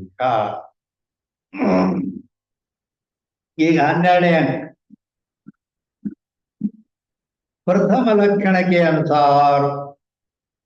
ಅಲ್ಲೇನಂದ್ರು ಪ್ರಥಮ ಲಕ್ಷಣದ ಅನುಸಾರ ಅಂದ್ರೆ ಏನ್ ತಿಳ್ಕೋಬೇಕು? ಮೇಲೆ 4 ಹೇಳಿವಲ್ಲ, ಆ 1ನೇ ನಂಬರ್ದಲ್ಲಿ ಇದ್ದದರ ಪ್ರಕಾರ ಅಂತ ತಿಳ್ಕೋಬೇಕ. ಪ್ರಥಮ ಲಕ್ಷಣಕ್ಕೆ ಅನುಸಾರ ಪ್ರತ್ಯಕ್ಷಾದಿ ಭೇದತೆ प्रमा ज्ञान षट प्रकार का है. अंदर प्रथम लक्षण ಏನು? ಪ್ರಮಾಣಜನ್ಯ ಯಥಾರ್ಥ ಜ್ಞಾನ ಪ್ರಮಾಣ ಮೊದಲನೇ ಲಕ್ಷಣ ಅದು. ಅದರ ಪ್ರಕಾರ ಇಲ್ಲಿ ನೋಡ್ಬೇಕು ಅಂತಂದ್ರೆ ಪ್ರತ್ಯಕ್ಷಾದಿ ಭೇದದಿಂದ ಪ್ರಮಾ ಜ್ಞಾನಗಳು ಷಟ್ ಪ್ರಕಾರ ಅಂದ್ರೆ 6 ಪ್ರಕಾರ ಪ್ರಮಾ ಜ್ಞಾನಗಳಿರುತ್ತವೆ. ಯಾಕ? ಆ ಪ್ರಮಾಣಗಳು 6 ಇರುತ್ತವೆ. प्रत्यक्ष प्रमाण, अनुमान प्रमाण, उपमान प्रमाण, शब्द प्रमाण, अर्थापत्ति प्रमाण, अनुपलब्धि प्रमाण ಅಂತೇಳಿ 6 ಪ್ರಮಾಣದವರು 6 ಪ್ರಮಾಣಗಳಿಂದ ಹುಟ್ಟತಕ್ಕಂತ 6 ಪ್ರಮುಖ ಜ್ಞಾನಗಳು. ಆ ಪ್ರಮಾಣಗಳಿಂದ ಯಾವ ಜ್ಞಾನ ಆಗ್ತದೆ ಅದಕ್ಕೆ ಪ್ರಮಾಣಜನ್ಯ ಯಥಾರ್ಥ ಜ್ಞಾನಕ್ಕನೆ ಪ್ರಮಾ ಅಂತೇನು ಒಂದನೇದು ಹೇಳ್ತಲ್ಲ ಅದು. ಅನ್ಸಾರ್ಥೋ ಪ್ರತ್ಯಕ್ಷಾದಿ ಏನತಿ ಆ 6 ಪ್ರಮಾಣಗಳಿದಾವು. ಇಲ್ಲಿ 6 ಪ್ರಮಾಣಗಳ ನಡೀತಾವ. ಈಗ ಹೇಳ್ತಾನೆ ಇನ್ನು ಮುಂದ ಪ್ರತ್ಯಕ್ಷ ಪ್ರಮಾಣ ಅಂದ್ರೆ ಏನು, ಅದರಿಂದ ಯಾವ್ಯಾವ ಜ್ಞಾನಗಳು ಯಾವ್ಯಾವ ರೀತಿ ಆಗ್ತಾವ, ನೇತ್ರದಿಂದ ಯಾವ್ಯಾವ ರೀತಿ ಜ್ಞಾನ ಆಗ್ತದ, ಯಾವ್ಯಾವ ಸಂಬಂಧದಿಂದ ಆಗ್ತದ, ಹಿಂಗೆಲ್ಲ ಅದ್ರದ್ದು ಗೊತ್ತಾಗದ. ಈಗ ನಾ ಹೇಳಿದ ಶಬ್ದ ಕೇಳಿಸ್ತೇನೆ ನಿಮ್ಗೆ. ಶ್ರೋತ್ರದಿಂದ ಆಗತಕ್ಕಂತ ಜ್ಞಾನಗಳು ಅವು ಯಾವ್ಯಾವ ರೀತಿ ಇರ್ತಾವು, ಅವರ ಜ್ಞಾನ ಯಾವ ರೀತಿ ಆಗ್ತದ, ಅಲ್ಲಿ ಯಾವ ಸಂಬಂಧದಿಂದ ಆಗ್ತದ, ಇಷ್ಟೆಲ್ಲ ಒಂದೊಂದು ಆಗುವ ಜ್ಞಾನಗಳ ಪೂರ್ಣ ಅದರ ವಿವರವನ್ನು ತಿಳಿಸ್ಕೊಡ್ತದೆ. ಹೇಳ್ತಾನೆ ಅದಕ್ಕೆ ಸೂಕ್ಷ್ಮ ವಿಷಯ ಇವೆಲ್ಲ. ಅಂದ್ರೆ ಮೊದಲು ಕೇಳ. ಅದಕ್ಕೆ ಹೊಸ ಬೆಂಗಳೂರು ಉದಾಹರಣೆ ಕೊಟ್ಟು ನಿಮ್ಮನ್ನು ಬೆಂಗಳೂರಾಗ ಬಿಟ್ಟಾಕ ಏನಾಯ್ತು? ಪ್ರಥಮ ಲಕ್ಷಣ ಅಂದ್ರ ಪ್ರಮಾಣಜನ್ಯ ಯಥಾರ್ಥ ಜ್ಞಾನಕ್ಕೆ ಪ್ರಮಾಣ ಬೇಕು. ಅದರ ಅನುಸಾರ ಪ್ರತ್ಯಕ್ಷಾದಿ ಭೇದದಿಂದ ಪ್ರಮಾ ಜ್ಞಾನ ಷಟ್ ಪ್ರಕಾರಕ. ಆ 6 ಪ್ರಮಾಣದವು, ಅವುಗಳಿಂದ 6 ಪ್ರಮಾಣ ಜ್ಞಾನ. ಇವು 6 और तासे भिन्न ईश्वर ज्ञान और सुखाದಿ ಗೋಚರ ಜ್ಞಾನ ಅಂದ್ರೆ ಅದಕ್ಕಿಂತ ಭಿನ್ನವಾದ ಈಶ್ವರನ ಜ್ಞಾನ. ಈಶ್ವರನಿಗೆ ಮಾಯಾವೃತ್ತಿ ರೂಪ ಜ್ಞಾನ ಆಗ್ತದೆ. ಜಗತ್ತಿನಲ್ಲಿ ಏನ್ ನಡೆದಿದೆ, ಶಾಸ್ತ್ರ ನಡೆದಿಲ್ಲ, ಯಾರಿಗೆ ಗೊತ್ತದ? ಈಶ್ವರನಿಗೆ ಗೊತ್ತದ, ಹೌದಿಲ್ಲ? ಯಾರ್ಯಾರು ಬಂದಾರ ಯಾರ್ಯಾರು ಬಂದಿಲ್ಲ ಅದು ಗೊತ್ತದ. ಹೇಗೆ ಆ ಈಶ್ವರ ಜ್ಞಾನ, ಸುಖಾದಿ ಗೋಚರ ಜ್ಞಾನ, ಅಹಂ ಸುಖಿ ಅಹಂ ದುಃಖಿ ಅಂತ ಅಕ್ಕವಿಲ್ಲೋ ಅವಕ್ಕೂ ಆ ಸುಖಾದಿಗಳ ಜ್ಞಾನ. ಸ್ಮೃತಿ ಜ್ಞಾನ, ಸ್ಮೃತಿ ಜ್ಞಾನ ಇಟ್ಟುತ್ತಾನ ಸ್ಮೃತಿ ಲಕ್ಷಣ ಮಾಡಿ ಹೇಳಿದ್ವಿ. ಆ ಸ್ಮೃತಿ ಜ್ಞಾನ. ಬ್ರಹ್ಮಜ್ಞಾನ ಅಂದ್ರೆ ರಜ್ಜುವಿನಲ್ಲಿ ಸರ್ಪಾದಿ, ಸುಕ್ತಿಯಲ್ಲಿ ರಜತಾದಿ ಬ್ರಹ್ಮಜ್ಞಾನಗಳಾಗ್ತಾವಲ್ಲ, ಭ್ರಾಂತಿ. ಆ ಬ್ರಹ್ಮಜ್ಞಾನ ಇವು ಎಲ್ಲ ಏನಾಗ್ತಾವು ಅಭ್ರಮ ಹೇಳಲ್ಪಡ್ತಾವು. ಏನ್ ಹೇಳ್ದಂಗಾಯ್ತು ಅಂದ್ರೆ ಪ್ರಥಮ ಲಕ್ಷದ ಅನುಸಾರ 4 ಲಕ್ಷಣಗಳೆಲ್ಲ ಇಲ್ಲಿ ಪ್ರಮಾಣ ಜನ್ಯ ಯಥಾರ್ಥ ಜ್ಞಾನಕ್ಕೆ ಪ್ರಮಾಣ ಬೇಕು ಅಂತ ಲಕ್ಷಣ ಮಾಡ್ಯಾರ. ಒಂದನೇ ಅದರ ಪ್ರಕಾರ ಇಲ್ಲಿ ಪ್ರಮಾ ಎಷ್ಟು ಅಪ್ರಮ ಎಷ್ಟು ಅಂತ ಅದನ್ನ ತಿಳಿಸ್ತಾರ ಅವರು. 6 ಪ್ರಮಾಣಗಳಿಂದ ಹುಟ್ಟತಕ್ಕಂತ 6 ಪ್ರಮಾ ಜ್ಞಾನಗಳು, ಅದಕ್ಕಿಂತ ಭಿನ್ನವಾದ ಈಶ್ವರನ ಜ್ಞಾನ, ಸುಖ ದುಃಖಗಳ ಜ್ಞಾನ ಮತ್ತು ಸ್ಮೃತಿ ಜ್ಞಾನ ಮತ್ತು ಬ್ರಹ್ಮಜ್ಞಾನ ಇವು ಪ್ರಕಾರ ತಾಸೆ ಭಿನ್ನ ಈಶ್ವರ ಜ್ಞಾನ, ಸುಖಾದಿ ಗೋಚರ ಜ್ಞಾನ, ಸ್ಮೃತಿ ಜ್ಞಾನ, ಬ್ರಹ್ಮಜ್ಞಾನ ಇವು ಉಳಿದ 6 ಪ್ರಮಾಣ ಯಥಾರ್ಥ ಜ್ಞಾನ 6 ಈಶ್ವರ ಜ್ಞಾನ ಪ್ರಮಾಣಜನ್ಯ ಇಲ್ಲ, ಸುಖ ದುಃಖ ಜ್ಞಾನ ಪ್ರಮಾಣಜನ್ಯ ಇಲ್ಲ, ಸ್ಮೃತಿ ಜ್ಞಾನ ಪ್ರಮಾಣಜನ್ಯ ಇಲ್ಲ, ಬ್ರಹ್ಮಜ್ಞಾನ ಪ್ರಮಾಣಜನ್ಯ ಇಲ್ಲ. ಆದ್ದರಿಂದ ಇವು ಓಸು ಅಪ್ರಮ. 6 ಪ್ರಮಾಣಗಳಿಂದ ಹುಟ್ಟಿದ ಜ್ಞಾನಗಳು ಪ್ರಮಾಣ. 6 ಪ್ರಮಾಣ. तिनमें ईश्वर ज्ञानादि यथार्थ अप्रमाय. ईश्वर ज्ञानादिಗಳು ಯಥಾರ್ಥದ ಆದ್ದರಿಂದ ಅಪ್ರಮಾಣ ಅಲ್ಲ. और ब्रह्म ज्ञान अयथार्थ अप्रमा. ಬ್ರಹ್ಮ ಜ್ಞಾನ ಅಂದ್ರ ಶುಕ್ತಿ ರಜತ ರಜ್ಜು ಸರ್ಪಾದಿಗಳ ಭ್ರಮ ಏನ್ ಹಾಕತ್ತಲ್ಲ,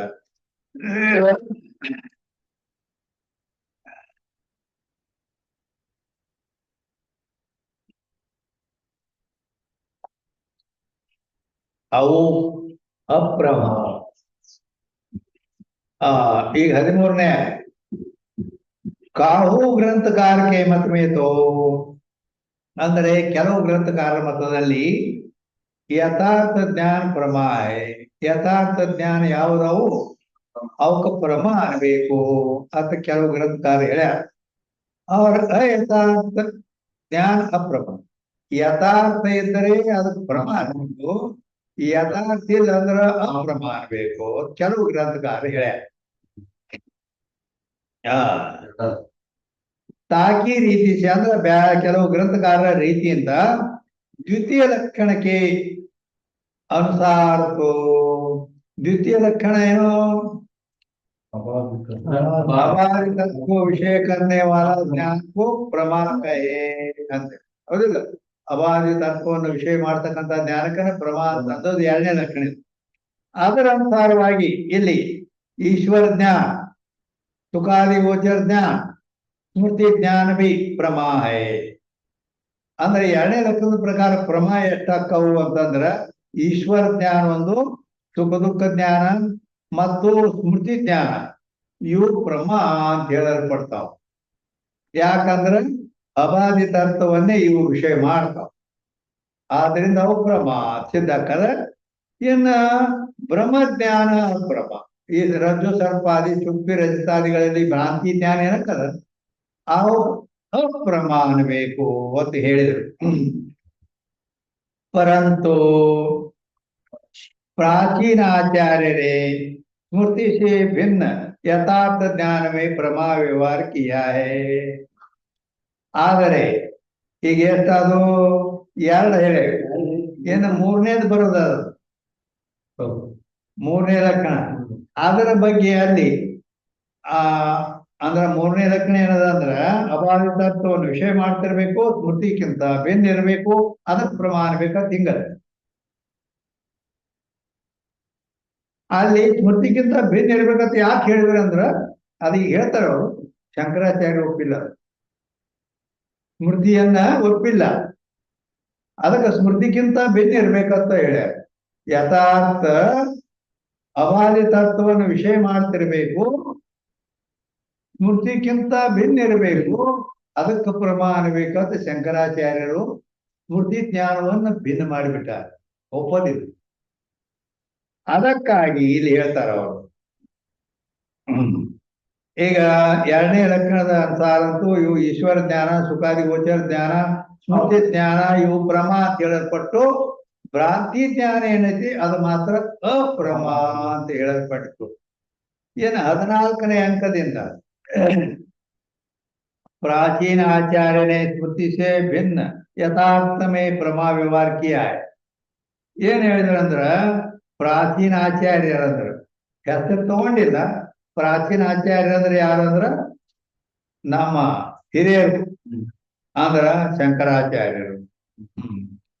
ಆ ಶಂಕರಾಚಾರ್ಯರು ಸ್ಮೃತಿಗಿಂತ ಭಿನ್ನ ಯಥಾರ್ಥ ಜ್ಞಾನದಲ್ಲಿ ಪ್ರಮಾವ್ಯಾರ. ಸ್ಮೃತಿಯನ್ನ ಗ್ರಹಣ ಮಾಡಿಲ್ಲ ಅವರು. ಸ್ಮೃತಿಗಿಂತ ಅಂದ್ರ ಅದು ಅಬಾಧಿತಾರ್ಥವನ್ನ ವಿಷಯ ಮಾಡ್ತಿರ್ಬೇಕು, ಸ್ಮೃತಿಗಿಂತಲೂ ಭಿನ್ನ ಇರಬೇಕು, ಅದಕ್ಕೆ ಪ್ರಮಾ ಅನ್ಬೇಕು ಅಂತ ಅವ್ರ ಲಕ್ಷಣ ಮಾಡ್ಯಾರ. ಗೊತ್ತಾಯ್ತಲ್ಲ? ಯಾರೋ ಶಂಕರಾಚಾರ್ಯ ಸ್ಮೃತಿಯನ್ನ ವ್ಯಾವೃತ್ತಿ ಮಾಡ್ಯಾರ ಅವರು. प्रमा व्यवहार किया है. ಯಾತೆ ಸ್ಮೃತಿಗೆ ವ್ಯಾವೃತ್ತ ಪ್ರಮಾ ಕಾಲಕಣಕ್ಕೆ. ಆದ್ರಿಂದ ಆ ಸ್ಮೃತಿ ಜ್ಞಾನವನ್ನು ಬಿಟ್ಟು ವ್ಯಾವೃತ್ತ ಅಂದ್ರೆ ಅದನ್ನು ಬಿಟ್ಟು ಆ ಪ್ರಮಾದ ಲಕ್ಷಣ ನಾವು ಮಾಡ್ಬೇಕು. ಯಾಕಂದ್ರೆ ನಮ್ಮ ಹಿರಿಯರು ಅದನ್ನು ಬ್ಯಾಡ ಅಂದ್ರೆ ಬಿಡ್ಬೇಕು. ತಾಕಿ ರೀತಿ ಸೇ ಅಂದ್ರ ಶಂಕರಾಚಾರ್ಯರ ರೀತಿಯಿಂದ ತೃತೀಯ ಅವ್ರ ಚತುರ್ಥ ಲಕ್ಷಣ ತಾಕಿ ಅನುಸಾರತೋ ಪ್ರತ್ಯಕ್ಷಾದಿ ಷಡ್ವಿಧ. ಅಂದ್ರೆ ಇಲ್ಲಿ ಶಂಕರಾಚಾರ್ಯರ ಅಭಿಪ್ರಾಯದ ಅನುಸಾರವಾಗಿ ಇಲ್ಲಿ ಪ್ರಮಾ ಅಂತ ಹೇಳ್ಬೇಕಂದ್ರ 3ನೇ ನಂಬರ್ 4ನೇ ನಂಬರ್ ಇವು ಎರಡ ಕುಂದಿರ್ತಾವು ಅಂತ. ಅಂದ್ರ ಯಾವ ರೀತಿ ಅಂದ್ರ 3ನೇದ ಅಬಾಧಿ ತತ್ವವನ್ನು ವಿಷಯ ಮಾಡ್ತಿರ್ಬೇಕು, ಇರಬೇಕು ಅನ್ನೋ ಇದು ಒಂದು ಶಂಕರಾಚಾರ್ಯರಿಗೆ ಮಾನ್ಯ ಅದ. ಅಲ್ಲದೆ ಯಥಾರ್ಥ ಅನುಭವಕ್ಕೂ ಪ್ರಮಾ ಅಂತ 4ನೇ ಇವು. ಅದಕ್ಕೆ ಪ್ರಮಾ ವ್ಯವಹಾರ ಇಲ್ಲಿ ಸ್ಮೃತಿಗಿಂತ ಭಿನ್ನ ಯಥಾರ್ಥ ಜ್ಞಾನದಲ್ಲಿ ಪ್ರಮಾ ವ್ಯವಹಾರ ಮಾಡ್ಯಾರ.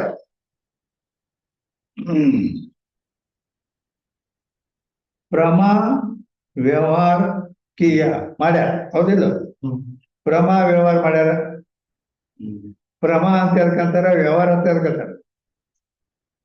ಪ್ರಮಾದ ಲಕ್ಷಣ ಏನು, ವ್ಯವಹಾರದ ಲಕ್ಷಣ ಏನು ಅಂತಾರೆ. ಪ್ರಮಾಣಜನ್ಯ ಯಥಾರ್ಥ ಜ್ಞಾನಕ್ಕೆ ಪ್ರಮಾ ಅನ್ನುತ್ತಾರೆ. ಪ್ರಮಾಣಜನ್ಯ ಇರಬೇಕು, ಯಥಾರ್ಥ ಜ್ಞಾನ ಇರಬೇಕು, ಅದಕ್ಕೆ ಪ್ರಮಾ ಅನ್ಬೇಕು. ಇದು ಪ್ರಮಾದ ಬಗ್ಗೆ ಆಯ್ತು. ವ್ಯವಹಾರ ಅಂದ್ರೆ ಹೇಳ್ಕಂತಾರು, ವ್ಯವಹಾರ ಅಂದರೆ ಕಾರ್ಯಾನುಕೂಲ ಶಬ್ದ ಪ್ರಯೋಗ ವ್ಯವಹಾರ. ಕಾರ್ಯಕ್ಕೆ ಅನುಕೂಲವಾದಂತ ಶಬ್ದ ಪ್ರಯೋಗ ಏನ್ ಮಾಡ್ತೀವಿ ಅದಕ್ಕ ವ್ಯವಹಾರ ಅಂತಾರೆ. ಕಾರ್ಯಾನುಕೂಲ ಶಬ್ದ ಪ್ರಯೋಗ ವ್ಯವಹಾರ. ಯಾತೆ ಸ್ಮೃತಿ ಸೇ ವ್ಯಾವೃತ್ತ ಪ್ರಮಾ ಕಾ ಲಕ್ಷಣ ಕಯಾದೆ. ಆದ್ರಿಂದ ನಾವು ಪ್ರಮಾದ ಲಕ್ಷಣ ಮಾಡುವಾಗ ಸ್ಮೃತಿಗಿಂತಲೂ ವ್ಯಾವೃತ್ತ ಅಂದ್ರ ಅದನ್ನು ಬಿಟ್ಟು ಪ್ರಮಾ ಲಕ್ಷಣ ಮಾಡಬೇಕು. ತಾಕಿ ರೀತಿ ಸೇ ಮತ್ತು ಅದನ್ನು ಬಿಟ್ಟು ಮಾಡುವ ರೀತಿಯಿಂದ ತೃತೀಯ ಚತುರ್ಥ ಲಕ್ಷಣ ಅಂದ್ರ ತೃತೀಯ ಅಂದ್ರೆ 3ನೇ ಲಕ್ಷಣ. ಅಬಾಧಿ ತತ್ವವನ್ನು ವಿಷಯ ಮಾಡ್ತಿರ್ಬೇಕು, ಸ್ಮೃತಿಗಿಂತ ಭಿನ್ನ ಇರಬೇಕು, ಅದಕ್ಕೆ ಪ್ರಮಾ ಅನ್ಬೇಕಂತ ಇದು 3ನೇ. ಯಥಾರ್ಥ ಅನುಭವಕ್ಕೂ ಪ್ರಮಾಣ ಇದು 4ನೇ. ಇವು 2 ಲಕ್ಷಣಗಳು ಶಂಕರಾಚಾರ್ಯರ ಮತಾನುಸಾರ ಇವು ಸಂಭವಿಸುತ್ತವೆ. ತಾಕೆ ಅನುಸಾರ ಪ್ರತ್ಯಕ್ಷಾದಿ ಷಡ್ವಿಧ ಜ್ಞಾನ. ಇನ್ನು ಒಟ್ಟ ಇಲ್ಲಿ ಈ ನಾವು ಗ್ರಹಣ ಮಾಡ್ಲಿಕ್ಕೆ ಯೋಗ್ಯ ಎಷ್ಟು ಪ್ರಮಾ ಲಕ್ಷಣಗಳು ಕೊಡ್ತಾವ, ಪ್ರಮಾ ಅಂತ ಎಷ್ಟು ಸಂಭವಿಸ್ತಾವ ಅದನ್ನ ಹೇಳ್ತಾರೆ. ತಾಕೆ ಅನುಸಾರ ಪ್ರತ್ಯಕ್ಷಾದಿ ಷಡ್ವಿಧ ಜ್ಞಾನ. ಪ್ರತ್ಯಕ್ಷಾದಿ ಷಡ್ವಿಧ ಜ್ಞಾನ ಅಂದ್ರೆ ಪ್ರತ್ಯಕ್ಷ, ಅನುಮಾನ, ಉಪಮಾನ, ಅರ್ಥಾಪತ್ತಿ, ಶಬ್ದ ಇವೆಲ್ಲ ಏನು 6 ಪ್ರಮಾಣಗಳು. 6 ಪ್ರಮಾಣಗಳಿಂದ ಆಗತಕ್ಕಂಥ 6 ಪ್ರಮಾಣ ಜ್ಞಾನಗಳು ಇವು ಷಡ್ ಅಂದ್ರೆ. ಈ 6 ಜ್ಞಾನ ಇವು. ಈಶ್ವರ ಜ್ಞಾನ 7. ಈಶ್ವರ ಜ್ಞಾನ ಇದೆ. ಈಶ್ವರನಿಗೆ ಮಾಯಾವೃತ್ತಿ ರೂಪ ಈ ಜಗತ್ತಿನ ನಿಮ್ಮದು ಏನ್ ಮಾಡ್ತೀರಿ ಎಲ್ಲಿ ಹೋಗಿರಿ ಎಲ್ಲ ಅವಾಗ ಇರ್ತದಿಲ್ಲ ಜ್ಞಾನ. ಆ ಅದು ಏಳನೇದು. 6 ಪ್ರಮಾಣದಿಂದ ಹುಟ್ಟತಕ್ಕಂಥ 6 ಪ್ರಮಾ ಜ್ಞಾನಗಳು, ಈಶ್ವರನಿಗೆ ಆಗತಕ್ಕಂತ ಜ್ಞಾನ ಮತ್ತು ಸುಖಾದಿ ಗೋಚರ ಜ್ಞಾನ, ಸುಖ ದುಃಖಗಳಾಗ್ತಾವ ಅವಕ್ಕೂ ಜ್ಞಾನ. ಈ ರೀತಿ 8 6 ಪ್ರಮಾಣಗಳಿಂದ ಆಗುವ 6 ಜ್ಞಾನ, ಈಶ್ವರ ಜ್ಞಾನ, ಸುಖಾದಿ ಜ್ಞಾನ ಎರಡು ಕೂಡಿ 8 ಬ್ರಹ್ಮ ಜ್ಞಾನಗಳಿರುತ್ತವೆ. ತಾಸೇ ಭಿನ್ನ ಸ್ಮೃತಿ ಜ್ಞಾನ ಅವ್ರ ಬ್ರಹ್ಮ ಜ್ಞಾನ ಪ್ರಮಾ. ಏನ ಆ 8ಕ್ಕಿಂತ ಬೇರೆಯಾದ ಸ್ಮೃತಿ ಜ್ಞಾನ ಮತ್ತು ಬ್ರಹ್ಮ ಜ್ಞಾನ ಅಪ್ರಮ. ಹೇಗೆ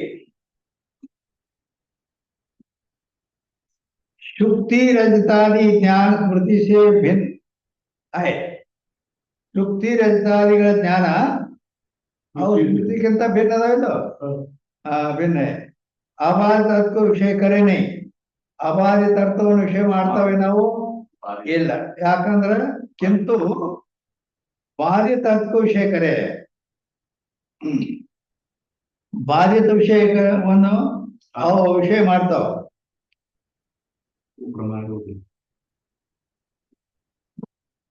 ಅಂದ್ರ ಬಾಧಿತ ಅಂದ್ರ ಬಾಧಿತ ಶಬ್ದ ಬಾಧಿತ ಹೊಸಾದ್ ಬರ್ತಾ ಇದೆ. ಮತ್ ಬಾಧಿತ ಅಂದ್ರ ಏನ್ ಅಂದ್ರ ಬಾಧ ಅನ್ನೋದು ಅಪರೋಕ್ಷ ಮಿಥ್ಯತ್ವ ನಿಶ್ಚಯಕಾನ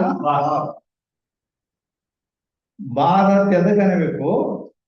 ಅಪರೋಕ್ಷ ಮಿಥ್ಯತ್ವ ನಿಶ್ಚಯಕ್ಕನ ಬಾಧ ಅನ್ಬೇಕು. ಅಂದ್ರೆ ತಿಳಿತಾನೆ ಅದ ಎಲ್ಲಿ ತಿಳಿತದ ಅಂದರೆ ಅಪರೋಕ್ಷ ಮಿಥ್ಯತ್ವ ನಿಶ್ಚಯಕಾನ ಬಾಧ ಅಂದರೆ ಈಗ ಇವ ಹಾದಿ ಹೋಗ್ಲಿಕ್ಕೆ ಹೋಗುವಾಗ ಅವಾಗ ಅಲ್ಲಿ ಸರ್ಪ ಕಂಡಿತ್ತು. ಸರ್ಪ ಅಂತ ನಿಂತು ಬಿಟ್ಟ ಅಂಜಿ. ಅನಾನ ಇವನು ಕೂಡ ಮತ ಬಿದ್ದ. ಅವ ಹೇಳ್ದ ಸರ್ಪ ಅಲ್ಲ ಅದು, ಅದೇ ಆಗ ಇರ್ಬೇಕ. ಅವ ಹೇಳ್ದ ಕರೆ ಕರೆ. ಆದ್ರೆ ನೀವು ಅವ್ ಹೇಳಿದ್ದು ಸರ್ಪ ಅಲ್ಲ ಅನ್ನೋದು ಪರೋಕ್ಷ ಜ್ಞಾನ ಆಯ್ತದ. ಪರೋಕ್ಷ ಜ್ಞಾನ ಇವನು ಪೂರ ಮನಸ್ಸು ಒಪ್ಪೋದಿಲ್ಲ. ಅದಕ್ಕೆ ಸಂಸ್ಥೆಯಲ್ಲಿ ಕೂತ್ಕೊಂಡಿರ್ತಾನೆ. ಅಪರೋಕ್ಷ ಆಗ್ಬೇಕದು. ಅಂದ ನಿಂತ ಏನ್ ಮಾಡ್ಬೇಕಂತ ಒಂದ್ ಸ್ವಲ್ಪ ಮುಂದಕ್ಕೆ ಹೋಗಿ ಸೆನೆಗೆ ಹೋಗಿ ನೋಡ್ದ. ಹಗ್ಗ ಐತಿ ಅಂತ ಜ್ಞಾನ ಆಯ್ತು. ಅಪರೋಕ್ಷ ಮಿಥ್ಯತ್ವ ಆಯ್ತದ. ಹೌದಲ್ಲ ಹಾವ್ ಅಂತ ಹೇಳ್ಕೆನ ಸುಮ್ಮ ಇಲ್ಲಿ ಭಯ ಪಟ್ಯ ಅಂತ ಏನಂತಾನ. ಹಗ್ಗದ ಅಪರೋಕ್ಷ ಮಿಥ್ಯತ್ವ ನಿಶ್ಚಯ, ಸರ್ಪದ ಅಪರೋಕ್ಷ ಮಿಥ್ಯತ್ವ ಆಯ್ತ. ಇವ್ ಹೇಳಿದ್ದು ಹಾವ್ ಅಲ್ಲ ಅನ್ನೋದು ಪರೋಕ್ಷ. ಅಪರೋಕ್ಷ ಜ್ಞಾನ ಆಗಿಲ್ಲ. ಹಗ್ಗ ಐತಿ ಅಂತ ಜ್ಞಾನ ಆದಾಗ ಅಪರೋಕ್ಷ ಮಿಥ್ಯತ್ವ ಆಯ್ತಾವ. ಅವಾಗ ಸುಳ್ಳು ಅಂತ. ಆದ್ದರಿಂದ ಇಲ್ಲಿ अबाधित अर्थ को विषय करे नहीं किंतु बाधित अर्थ को विषय करे. ಅಂದ್ರ ಅಲ್ಲಿ ಸರ್ಪ ಅನ್ನೋದು ಬಾಧ ಆಯ್ತಾ ಇಲ್ಲ. ಈ ರೀತಿ ಬಾಧಿತ ಅರ್ಥವನ್ನು ವಿಷಯ ಮಾಡೈತಿ. ಅಬಾಧಿತ ಅಂದ್ರ ಹಗ್ಗ ಅಂತಂದ್ರ ಅದು ಅಬಾಧಿತ ಐತಿ, ಅದು ಬಾಧ ಆಗುದಿಲ್ಲ. ಸುಳ್ಳಾಕತ್ತೇನು? ಬಾಧ ಅಂದ್ರೆ ಸುಳ್ಳು. ಹಾವು ಸುಳ್ಳು ಹಾಕಲ್ಲ, ಹಗ್ಗ ಸುಳ್ಳು ಹಾಕದ. ಅದಕ್ಕ किंतु बाधित अर्थ विषय करे अंದ್ರ ಎಲ್ಲಿ ಅಬಾಧಿತ ಅರ್ಥವನ್ನು ವಿಷಯ ಮಾಡೋದಿಲ್ಲ. ಯಾವುದು? ಶುಕ್ತಿ ರಜತಾದಿ ಜ್ಞಾನ ಮತ್ತು ಸ್ಮೃತಿ ಜ್ಞಾನಕ್ಕಿಂತ ಭಿನ್ನ ಐತಿ. ಆದರೆ ಅಬಾಧಿತ ಅರ್ಥವನ್ನು ವಿಷಯ ಮಾಡುವುದಿಲ್ಲ. ಮತ್ತೇನು? ಬಾಧಿತ ಅರ್ಥವನ್ನು ವಿಷಯ ಮಾಡುತ್ತದೆ. ಯಾತೆ ಪ್ರಮಾಣೆ ಬಾಧ ಮಿಥ್ಯತ್ವ ನಿಶ್ಚಯ ರೂಪ ಬಾಧಕದ ಅಂದ್ಮೇಲೆ ಅದು ಪ್ರಮಾಣ ಅದಕ್ಕೆ ಬರಂಗಿಲ್ಲ. ಅದಕ್ಕೆ ಹೌದಿಲ್ಲ? आ याते प्रमाणे अबाधित तर्क को विषय करने वाला स्मृति ज्ञान भी है. ಅಂದ್ರೆ ಬಾಳ ಆಗ್ಲಾರ್ದಂತ ಜ್ಞಾನ ಅಂದ್ರ ಸ್ಮೃತಿ ಜ್ಞಾನವೂ ಕೂಡ ಐತಲ್ಲ. ಸ್ಮೃತಿ ಜ್ಞಾನ ಅದು ಬಾಳ ಆಗೋದಿಲ್ಲ. ಏನು ಈಗ ಅಲ್ಲಿ ಬಂದಾಗ ನಾವು ಬಾಗಲಕೋಟೆದಾಗ ಬಸವೇಶ್ವರ ಕಾಲೇಜ್ ನೋಡ್ತೀವಿ.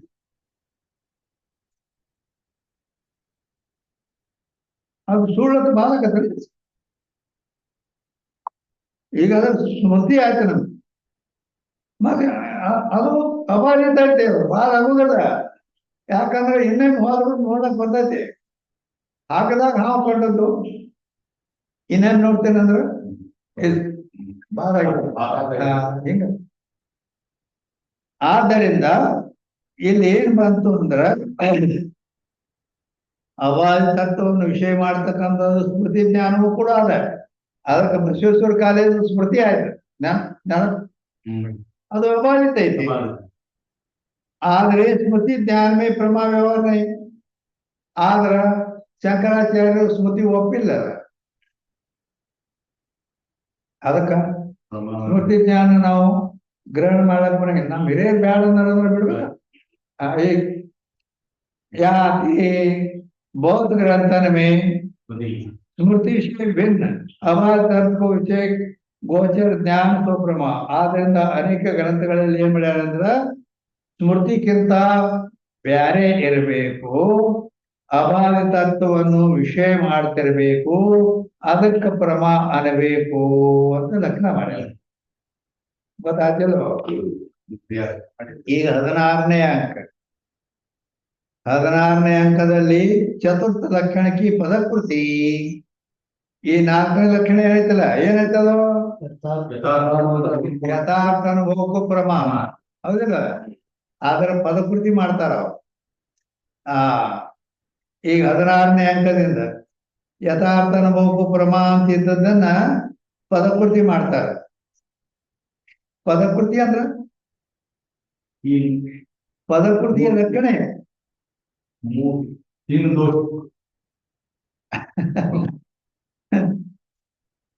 ಪೂರಾ ಹೇಳ್ಬೇಕಲ್ಲ.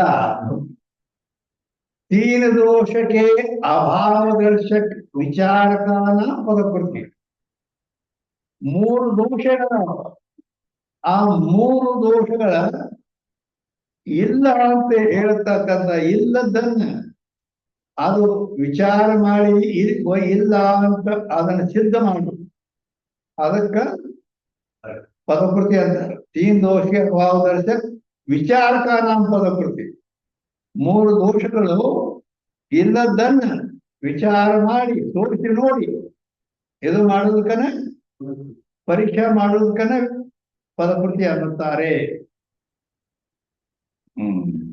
ಏನ ಆ 3 ದೋಷವು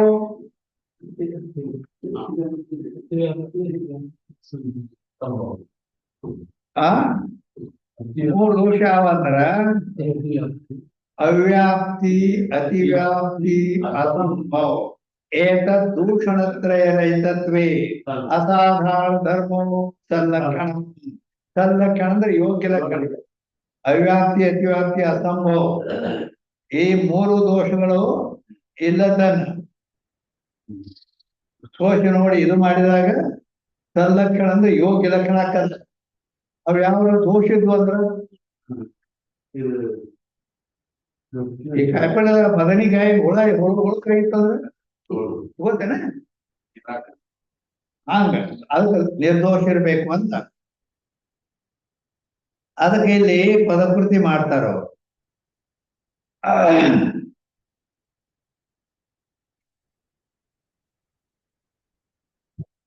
ಅಂದ್ರ ಯಾವ 3 ದೋಷ ಅವು?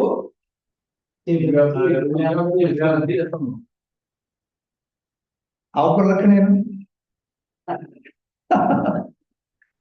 ಹೌದಿಲ್ಲ? ಪ್ರತಿಯೊಂದು ಲಕ್ಷಣ ಇರ್ತಾವ ನಾವ್ ಹೇಳಿ. ಇದು ಲಾಕ್ಷಣಿಕ ಕಾಯ್ದೆಬದ್ಧ ಶಾಸ್ತ್ರದಲ್ಲಿ ಎಲ್ಲ ಕಾಯ್ದೆಬದ್ಧ ಹೋಗ್ತಾರೆ. ಅವ್ಯಾಪ್ತಿ ಅವ್ಯಾಪ್ತಿ ಅಂದ್ರ ಲಕ್ಷೇಕ ದೇಶ ವರ್ತಿತ್ವಂ ಅವ್ಯಾಪ್ತಿತ್ವಂ ಯಥಾ ಕಪಿಲತ್ವಂ ಗೋರ್ಲಕ್ಷಣ. ಅಂದ್ರ ಲಕ್ಷ ಏನೈತಲ್ಲ ಅದ್ರ ಏಕದೇಶದಲ್ಲಿ ಕುಂದಿರ್ತದ, ಅದು ಎಲ್ಲ ಕಡೆ ಕುಂದಿರೋದಿಲ್ಲ. ಅಂದ್ರ ಇದು ಹೆಂಗೆ ಹೇಳೋದು ತಿಳಿಯ ನಿಮ್ಗೆ. ಈಗ ಒಬ್ಬ ಅಮೇರಿಕನ್ ಬಂದಿದ್ದ, ಭಾರತ ದೇಶದಲ್ಲಿ ಗೋ ಅಂದ್ರೆ ಆಕಳನ್ನ ದೇವರನ್ನ ಪೂಜೆ ಮಾಡ್ತಾರೆ. ಅದ್ರ ಆಕಳ ಅಂದ್ರೆ ಹೆಂಗಿರ್ತದವರು ಅಂತ ಕೇಳ್ದ. ಅವ ಕೋಡುಗಳುಳ್ಳದೆ ಶೃಂಗಿತ್ವಂ ಗೋರ್ಲಕ್ಷಣ, ಕೊಂಬು ಏನಿರ್ತಾವ ಅದ ಆಕಳ ಅಂತ ಹೇಳ್ದ. ಹೌದಾ? ಅದು ಈಗಲ್ಲ, ಇಲ್ಲಿ ಅವ್ಯಾಪ್ತಿ ದೋಷ ಹೇಳಕತ್ತ ಅಂದ್ರ ಅದು ಅತಿವ್ಯಾಪ್ತಿಯಲ್ಲಿ ತಗೋಬೇಕು. ಅದನ್ನ ಅವ್ಯಾಪ್ತಿ ದೋಷದ ಬಗ್ಗೆ ಈಗ ಕೇಳ್ತದಲ್ಲ, ಅವ್ಯಾಪ್ತಿ ಅಂತ ಎದಕ್ಕೆ ಅನ್ನುತ್ತಾರೆ ಅಂದ್ರೆ ಲಕ್ಷ್ಯದ ಏಕದೇಶದಲ್ಲಿ ಆ ಲಕ್ಷಣ ಕೂರ್ತಿದ್ರೆ ಲಕ್ಷ್ಯೇಕದೇಶ ವರ್ತಿತ್ವಂ ಅವ್ಯಾಪ್ತಿತ್ವಂ, ಲಕ್ಷ್ಯದ ಏಕದೇಶದಲ್ಲಿ ಕೂಡ್ತದ, ಅದಕ್ಕೆ ಅವ್ಯಾಪ್ತಿ ಅಂತೆ. ಅಂದ್ರ ಆಕಳು ಅಂತಂದ್ರೆ ಹೆಂಗಿರ್ತದ ಅಂತ ಕೇಳ್ಕೊಳ್ಳಿ, ಕೆಂಪು ಇರ್ತದ. ಅಲ್ಲಿ ಕೆಂಪು ಇರ್ತದ ಅಂದ್ಕೊಳ್ಳೇನ, ಬಿಳಿ ಆಕಳದಾವ ಕರಿ ಆಕಳದಾವ ಅಲ್ಲೇ ಅಲ್ಲಿ ಲಕ್ಷಣ ಕೂಡಿರುವಂತ ಕಡಿಮೆ ಇರ್ತಿಲ್ಲ. ಅವ್ಯಾಪ್ತಿ ಅಂದ್ರೆ ಈ ರೀತಿ ಬರೇ ಕೆಂಪು ಆಕಳಲ್ಲಿ ಕುಂತು ಉಳಿದ ಆಕಳದಲ್ಲಿ ಕೂಡುವುದಿಲ್ಲ ಲಕ್ಷಣ. ಆದ್ದರಿಂದ ಇದಕ್ಕೆ ಅವ್ಯಾಪ್ತಿ ದೋಷ ಅಂತ. ಒಂದ್ ಕಡೆ ಸಂಭವಿಸಿ ಇನ್ನೊಂದ್ ಕಡೆ ಸಂಭವಿಸುವುದಿಲ್ಲ.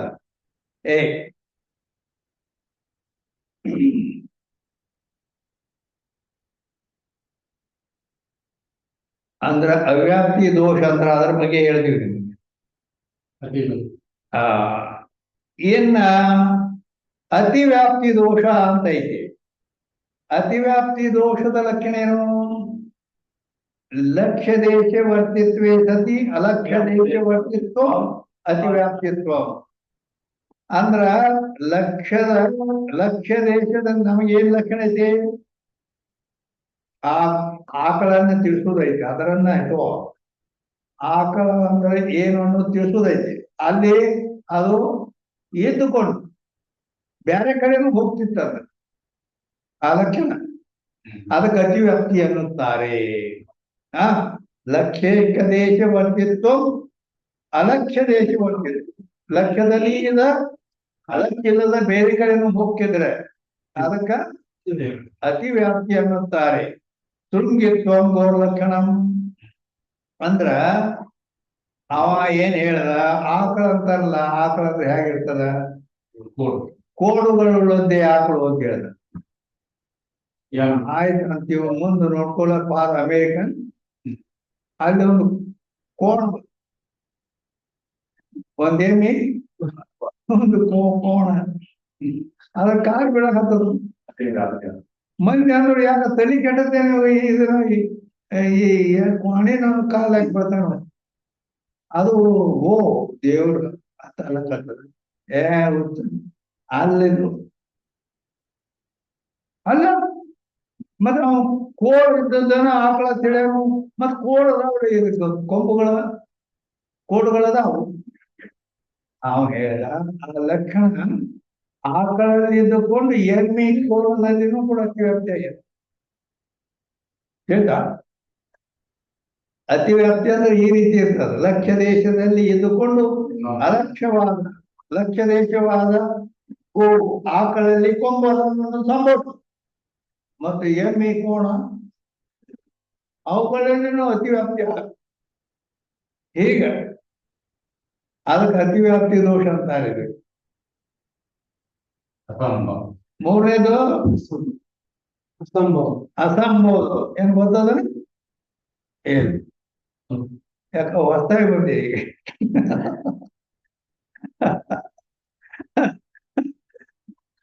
ಅಸಂಭವ ದೋಷ ಅಂತ ಹೇಳ್ಕೊಂತಾರೆ ಅಂತಂದ್ರ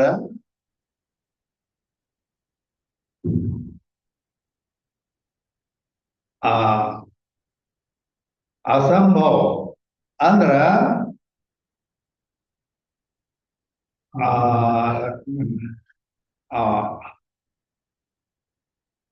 ಆ ಆಯ್ತಾ ಬಾಯಾಗ ಬರುವ ಆ ಏಕಸಿಪತ್ವ ಗೋರ್ಲಕ್ಷಣ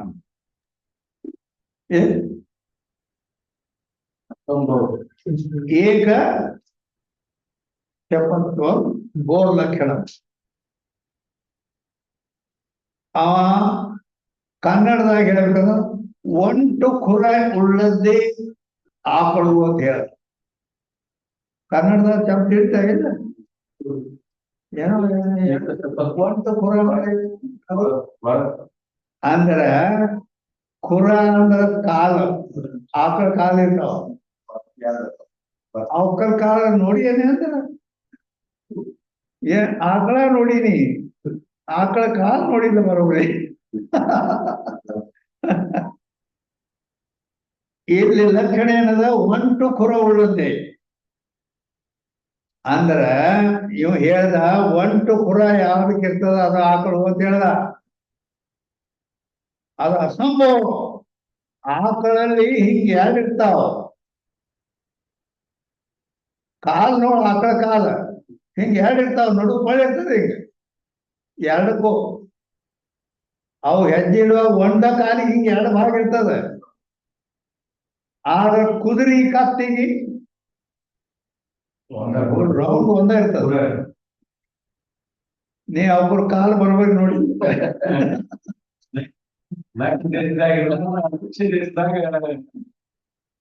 ಅದಕ್ಕೆ ಏಕಶಪತ್ವಂ ಅಂದ್ರೆ ಒಂಟು ಖುರವುಳ್ಳದ್ದೇ ಆಕಳದಾಗ ಆಕಳಲ್ಲಿ ಒಂಟು ಖುರ ಸಂಭವಿಸುವುದಿಲ್ಲ ಎರಡದಾವ ಅದು ಒಂಟು ಖುರ ಅದಕ್ಕೆ ಕತ್ತಿ ಕುರಿ ಇದು ಕತ್ತಿ ಮತ್ತು ಕುದುರೆಗೆ ಒಂಟು ಖುರ ಇರ್ತದೆ ಆದ್ದರಿಂದ ಅದು ಇಲ್ಲಿ ಅಸಂಭವ ಆಯ್ತದ ಆಕಳಲ್ಲಿ ಲಕ್ಷ್ಯ ದೇಶ ಆವರ್ತಿತ್ವ ಲಕ್ಷ್ಯ ದೇಶ ಆವರ್ತಿತ್ವಂ ಅಸಂಭವ ಅದೇ ಬರಬರಿ ಅದು ದೃಷ್ಟಾಂತವಾಜ್ಞಾ ಮೊದಲೇ ಲಕ್ಷ್ಯ ದೇಶ ಆವರ್ತಿತ್ವಂ ಅಸಂಭವತ್ವಂ ಕರೆಕ್ಟ್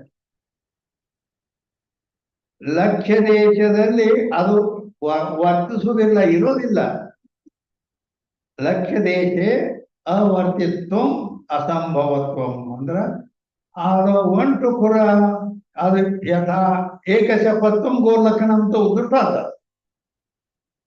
ಅಲ್ಲಿ ಎಲ್ಲಿ ಅಸಂಭವ ಆಗ್ತೈತಿ ಅದು ಸಂಭವಿಸಂಗಿಲ್ಲ ಅದಕ್ಕೆ ಅಸಂಭವ ದೋಷ ಅಂತಾರೆ ಅದು ಹೇಗಂದ್ರೆ ಒಂಟು ಖುರ ಉಳ್ಳದ್ದೇ ಆಕಳು ಅಂತ ಹೇಳಿದ ಆ ಒಂಟು ಖುರ ಇರಂಗಿಲ್ಲ ಅದು ಕತ್ತಿ ಕುದುರೆಗೆ ಇರ್ತದೆ ಮತ್ತೆ ಇಲ್ಲಿ ಸಂಭವಿಸಂಗಿಲ್ಲ ಇದಕ್ಕೆ ಅಸಂಭವ ದೋಷ ಅಂತಾರೆ ತಿಳಿತಾ ಅದಕ್ಕೆ ಮೂರು ದೋಷಗಳು ಏನು ಈ ಮೂರು ದೋಷಗಳಿಂದ ರಹಿತವಾದದ್ದಕ್ಕೆ ಪದಕೃತಿ ಮಾಡುದಂದ್ರೆ ಈ ಮೂರು ದೋಷ ಅದನ್ನ ಪರೀಕ್ಷಾ ಮಾಡ್ತದ ಹೇಗೆ ಅದಕ್ಕೆ ಪದಕೃತಿ ಅಂದ್ರೆ ಯಥಾರ್ಥೀಗ 16ನೇ ಅಂಕದಲ್ಲಿ ಆ ಯಥಾರ್ಥ ಅನುಭವಕ್ಕೂ ಪ್ರಮಾಣ ಅಂತ ಏನ್ ಹೇಳ 4ನೇ ನಂಬರ್ ಅದರ ಪದಕೃತಿ ಮಾಡುತ್ತಾರೆ ಯಥಾರ್ಥ ಅನುಭವ ಇದೆಯಲ್ಲ ಅದ ಯಥಾರ್ಥ ತೋ ಸ್ಮೃತಿ ಬಿ ಹೈ ಯಥಾರ್ಥ ಇಷ್ಟೇ ಅಂದ್ರ ಸ್ಮೃತಿನೂ ಯಥಾರ್ಥ ಇದೆ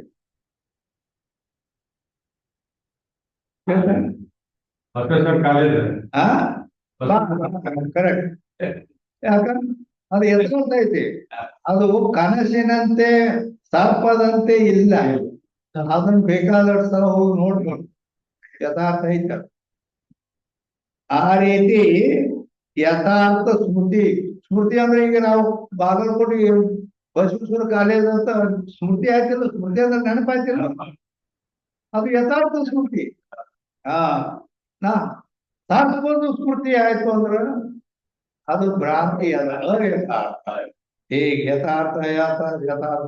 ಯಥಾರ್ಥಗಳನ್ನ ತಿಳ್ಕೊಬೇಕು ಸ್ಮೃತಿ ಬಿ ಅಲ್ಲಿ ಯಥಾರ್ಥಕ್ಕನ ನಾವು ಪ್ರಮ ಅಂದ್ರೆ ಅಲ್ಲಿ ಸ್ಮೃತಿನೂ ಯಥಾರ್ಥ ಐತಿ ಅದಕ್ಕ ಸೊ ಅನುಭವ ರೂಪನೇ ಯಾಕ ಮುಂದೆ ನಾವು ಅನುಭವ ಅಂತ ಪದ ಇಟ್ಟೇವೆ. वर्तमान काल संबंध ಯಥಾರ್ಥ ಅಂತ ಒಂದು ಪದ, ಅನುಭವ ಅನ್ನೋದು ಒಂದು ಪದ. ಬರೀ ಯಥಾರ್ಥಕ್ಕನ ನಾವು ಪ್ರಮಾಣ ಅಂತಾರೆ, ಸ್ಮೃತಿಯಲ್ಲಿ ಅತಿವ್ಯಾಪ್ತಿ ಆಯ್ತ.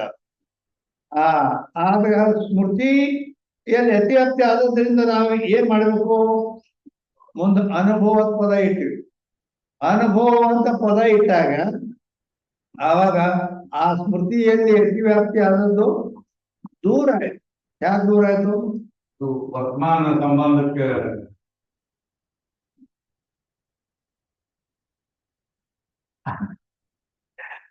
ಹ್ಯಾಗ ದೂರ ಆಯ್ತು ಅಂದ್ರೆ ಸ್ಮೃತಿ ವಸ್ತು ಮುಂದೆ ಇರಂಗಿಲ್ಲ.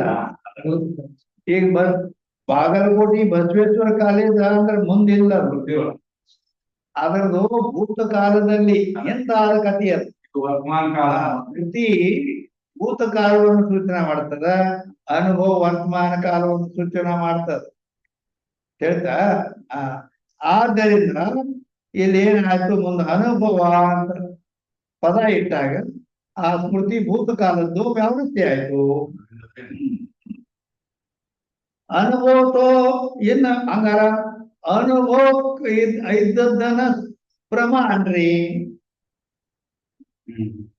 ಅನುಭವ ಇದ್ದದಕ್ಕೆ ಪ್ರಮಾಣ್ರಿ ಅಂತಂದ್ರೆ ಬ್ರಹ್ಮಜ್ಞಾನವೇ ಹಾಕದಲ್ಲಿ ಸರ್ಪಜ್ಞಾನ, ಯುಕ್ತಿಯಲ್ಲಿ ರಜತ ಜ್ಞಾನ, ಇದು ಅನುಭವ ಆಗೈತೆ ಇಲ್ಲ. ಮತ್ತೆ ಇವು ಅನುಭವ ಐತೆಲ್ಲ ಅಂತಂದ್ರೆ ಯಥಾರ್ಥಿ ಆ ಯುಕ್ತಿ ರಜತ ರಜ್ಜು ಸರ್ಪ ಆದಿ ಅವು ಯಥಾರ್ಥ ಇಲ್ಲ. ಯಾತೆ ಯಥಾರ್ಥ ಅನುಭವ ಪ್ರಮಾ, ಅದಕ್ಕೆ ಅಲ್ಲಿ ಯಥಾರ್ಥ ಇರಬೇಕು, ಅನುಭವ ಇರಬೇಕು, ಅದಕ್ಕೆ ಪ್ರಮಾ ಇರಬೇಕು ಅಂತೇಳಿ 4ನೇ ಲಕ್ಷಣ ಹೇಳಲ್ಪಟ್ಟಿದೆ. ತಾಸೆ ಭಿನ್ನ ಅಪ್ರಮಾಣ, ಇದಕ್ಕಿಂತ ಭಿನ್ನವಾದದಕ್ಕ ಅಪ್ರಮಾಣ ಬೇಕು. ಏ ಪ್ರಮಾಕ ಲಕ್ಷಣವಿ ಸ್ಮೃತಿ ಸೇವೆ ಆವೃತ್ತೆ. ಈಗೇನ್ ನಾವು ಮಾಡೀವಿ ಯಥಾರ್ಥ ಅನುಭವ, ಇದು ಆ ಸ್ಮೃತಿಗಿಂತ ವ್ಯಾವೃತ್ತಿ ಅಂದ್ರೆ ಭಿನ್ನದ. ಅಂದ್ರೆ ಸ್ಮೃತಿ ಭೂತ ಕಾಲದ ಇರ್ತದ, ಅನುಭವ ವರ್ತಮಾನ ಕಾಲದ ಇರ್ತದ, ಆದ್ರಿಂದ ಭಿನ್ನ. 17ನೇ ಅಂಕ ईश्वर ज्ञान सुखादि गोचर ज्ञान भी यथार्थ अनुभव है. ईश्वर ज्ञान ಏನೈತಿಲ್ಲ ಸರ್ವಜ್ಞತ್ವಾದಿ ಈಶ್ವರ ಜ್ಞಾನ ಮತ್ತು ಸುಖ ದುಃಖ ಜ್ಞಾನ, ಅಹಂ ಸುಖಿ ಅಂತ ಜ್ಞಾನ ಕದಲ್ಲ ಅದು, ಇವು ಯಥಾರ್ಥ ಅನುಭವ ರೂಪದಾವ. ಯಥಾರ್ಥದಾವ ಮತ್ತು ಅನುಭವ ಬರ್ತಾವ. ತೋವಿ ಪ್ರತ್ಯಕ್ಷಾದಿ ಷಡ್ ಭಾವ ಕಿ ನ್ಯಾಯಿ ಪ್ರಮಾಣ. ಅಲ್ಲಿ ಪ್ರತ್ಯಕ್ಷಾದಿ 6 ಪ್ರಮಾಣದಾವ. 6 ಪ್ರಮಾಣಗಳಿಂದ 6 ಪ್ರಮಾಣ ಜ್ಞಾನಕಾಲ ಅಂತ ಹೇಳ್ತೀವಲ್ಲ, ಅವಕ್ಕೂ ಜೊತೆನೆ ಇವು 2 ಈಶ್ವರ ಜ್ಞಾನ ಮತ್ತು ಸ್ಮೃತಿ ಇದು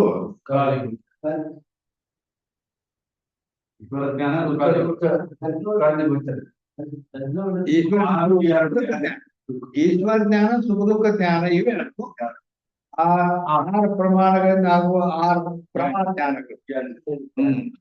ಇವು 8 ಪ್ರಮಾಣ ಜ್ಞಾನಗಳಂತ ಹೇಳಲ್ಪಡ್ತಾವ. ತಾಸೆ ಭಿನ್ನ ಸ್ಮೃತಿ ಜ್ಞಾನ ಬ್ರಹ್ಮಜ್ಞಾನ ಪ್ರಮಾ, ಅದಕ್ಕಿಂತ ಭಿನ್ನವಾದ ಸ್ಮೃತಿ ಜ್ಞಾನ ಮತ್ತು ಭ್ರಾಂತಿ ಜ್ಞಾನ ಇವು ಅಪ್ರಮಾ ಅಂತ ಹೇಳಲ್ಪಡುತ್ತವೆ. ಅಪ್ರಮಾಕ ನಿರೂಪಣ ಹಾಗೆ ಅಷ್ಟಮ ರತ್ನವೇ ರಥ್ಯ ಲೇಖೆ ತ್ರಯೋದಶ ರತ್ನ ಪರ್ಯಂತ ಕೈಗೆ. ಈಗ ಅಪ್ರಮಾ, ಈಗ ನಡೆದದ್ದು ಪ್ರಮಾದ ಬಗ್ಗೆ, ಈಗ ಸದ್ಯ ನಡೆದದ್ದು ಅಪ್ರಮಾದ ಬಗ್ಗೆ. ಅದನ್ನು ನಾವು ನಿರೂಪಣ 8ನೇ ರತ್ನದಲ್ಲಿ ಹೇಳ್ತೀವಿ. ಈಗ 8ನೇ ರತ್ನ 1ನೇ ರತ್ನ ಐತಿ. ಈಗ 2ನೇ ರತ್ನ ಮುಗಿದ್ರೆ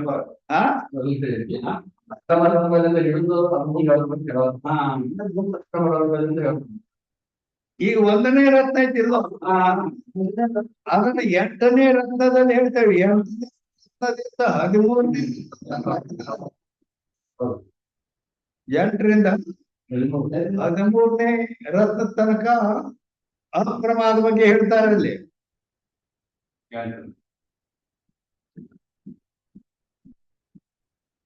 ಅಷ್ಟಮರತ್ನ से लेके ತ್ರಯೋದಶ ರತ್ನ ಪರ್ಯಂತ ಕೈಗೆ ಅಲ್ಲಿ ಹೇಳುವೆ. ಈಗ ಇದು 18ನೇ ಅಂಕ ಪ್ರಮಾ और अप्रमा की ಸಂಖ್ಯಾ और ಕಾಲ.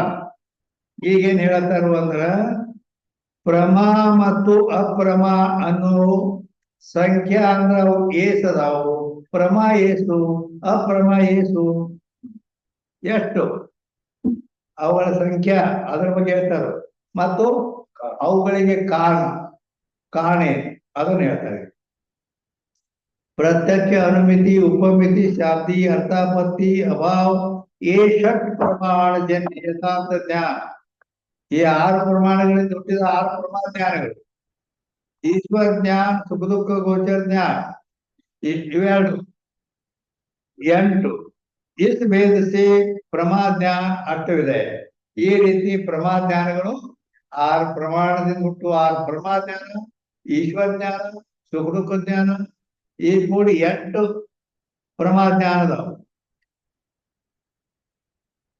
ಇನ್ನ 19ನೇ ಅಂಕದಿಂದ प्रत्यक्षादि षड ज्ञान और प्रत्यक्ष का भेद, सुख दुखादि ज्ञान जीवाश्रित प्रमा है. ಏನಂದ್ರು ಪ್ರತ್ಯಕ್ಷ ಆದಿ ಅಂದ್ರೆ ಪ್ರತ್ಯಕ್ಷ ಅನುಮಾನ ಶಬ್ದ ಉಪಮಾನ ಅರ್ಥಾಪತ್ತಿ ಅನುಪಲಬ್ಧಿ ಅಂತ ಇವು 6 ಪ್ರಮಾಣಗಳು. ಇವುಗಳಿಂದ ಹುಟ್ಟಿದ 6 ಜ್ಞಾನ ಮತ್ತು ಆ ಪ್ರತ್ಯಕ್ಷದ ಭೇದ ಅಂದ್ರೆ ಪ್ರತ್ಯಕ್ಷದಲ್ಲಿನ ಇರುವ ಮತ್ತೆ ಬ್ಯಾರೆ ಸುಖ ಜ್ಞಾನ ಇವು ಜೀವಾಶ್ರಿತ ಪ್ರಮಾಕಯೇ.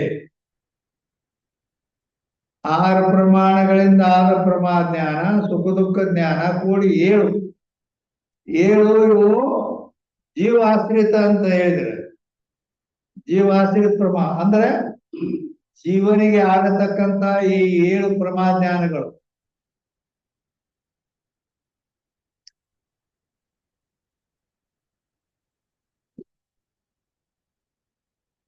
ಏನ है और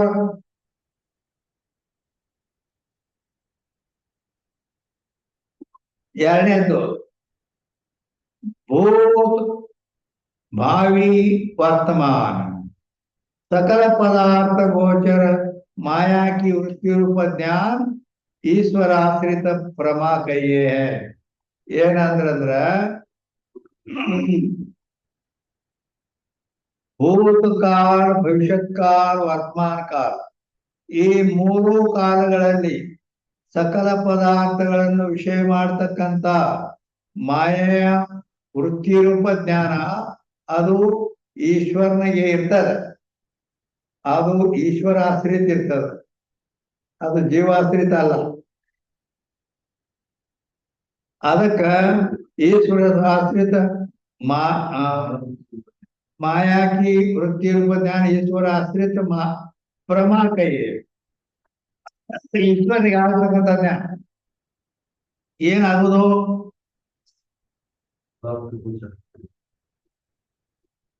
ಈಗ ಒಂದು ಮಗು ತಾಯಿ ಹೊಟ್ಟಿಂದ ಹುಟ್ಟಿತು. ಆ ಈಶ್ವರ ಏನ್ ಮಾಡ್ಬಿಡ್ತಾನಂದ್ರ ಆ ಮಗು ಹಿಂದೆ ಏನೇನು ಯಾವ್ಯಾವ ಜನ್ಮದಲ್ಲಿತ್ತು, ಯಾವ್ಯಾವ ಕರ್ಮಗಳನ್ನು ಮಾಡಿದ ಅದನ್ನೆಲ್ಲ ಅವನಿಗೆ ಗೊತ್ತದ. ಅದರ ಪ್ರಕಾರ ಮುಂದೆ ಕರ್ಮಾನುಸಾರ ಜನ್ಮ ಕೊಡ್ತಾನ. ಏನು ಮನುಷ್ಯ, ಪಶು ಯಾವುದು ಬೇಡ. ಮನುಷ್ಯರಲ್ಲಿನು ಏನೋ ಬೇಡ್ಕೊಂತಿನ ಅವ್ರ ಬಡವರು ಹೊಟ್ಟಿಲಿ ಹುಟ್ಟಿಸ್ಬೇಕು, ಶ್ರೀಮಂತರು ಹೊಟ್ಟಿಲಿ ಹುಟ್ಟಿಸ್ಬೇಕು, ಅವನ ಕರ್ಮ ಅಂತಾರ. ಅಂತ ಜನ್ಮ ಕೊಡ್ತಾರ. ಇದು ಆಗ ಅಷ್ಟೇ ಅಲ್ಲ ಜನ್ಮ ಕೊಡೋದು. ಅವನು ಪೂರಾ ಬುದ್ಧಿ ಕಟ್ಟಿ ಕಳ್ಸಿರ್ತಾನೆ. ಏನಂತ ಇವನಿಗೆ ಆಯು ಕರ್ಮಚ ವಿತ್ತಂ ವಿದ್ಯಾ ನಿಧನಂ ಏವಚ ಪಂಚೈತಾನಿ ಗರ್ಭಸ್ಥೈವ ನಿರ್ಮಿತಾದೇಹಿನ ಅಂತೇಳಿ ಒಂದು ಶ್ಲೋಕ. ಈಶ್ವರ ಏನೇನು ಬುದ್ಧಿ ಕಟ್ಟ್ಯಾನ? ಆಯುಷ್ಯ ಎಷ್ಟಿರ್ಬೇಕು, ಆ ಹುಟ್ಟುವ ಮಗನಿಗೆ ಹುಟ್ಟೋಕ್ಕಿಂತ ಮೊದಲ ತಾಯಿ ಗರ್ಭಕ್ಕೆ ಬಂದಾಗ ಸಂಕಲ್ಪ ಮಾಡ್ತಾನ, ಆಯುಷ್ಯ ಅಷ್ಟಿರ್ಬೇಕು. ಇವು ಲೋಕದಲ್ಲಿ ಹೋಗಿ ಕರ್ಮ ಅಂದ್ರ ಲೋಕದಿಂದ ಹೊಗಳಿಸ್ಕೋಬೇಕು, ಉಗುಳಿಸ್ಕೋಬೇಕು. ಅಂದ್ರೆ ಒಳ್ಳೆ ಮನುಷ್ಯ ಅಂತಾರೋ ಏನು ಕೆಟ್ಟ ಮನುಷ್ಯ ಅನ್ಸ್ಕೋಬೇಕು. ಹಿಂಗ ಅವನ ಕರ್ಮ ಇರ್ತದೆ. ಆಯು ಕರ್ಮ ವಿತ್ ಅಂದ್ರೆ ರೊಕ್ಕ ರೂಪಾಯಿ ಎಷ್ಟಿರ್ಬೇಕು? ಏನ್ ಲಕ್ಷಾಧೀಶೋ ಕೋಟ್ಯಾಧೀಶೋ ಅದನ್ನು ಬರ್ದಿರ್ತಾರೆ. ವಿತ್ ವಿದ್ಯಾಬುದ್ಧಿ ಎಷ್ಟಿರ್ಬೇಕು? ಯಾಕಂದ್ರ ಆ ವಿದ್ಯಾಬುದ್ಧಿ ಮೇಲೆ ದದಾಮಿ ಬುದ್ಧಿಯೋಗಂ ತಮ್ ಏನ ಮಾಮುಪಿ ಅಂತೇಳಿ ಗೀತೆಯಲ್ಲಿ ಹೇಳ್ತಾನೆ. ಬುದ್ಧಿಯೋಗ ದದಾಮಿ ಅಂದ್ರೆ ನಾನು ಕೊಡ್ತೇನೆ ಅಂತ ಬುದ್ಧಿ ಅದು. ಈಗ ಒಬ್ಬಗ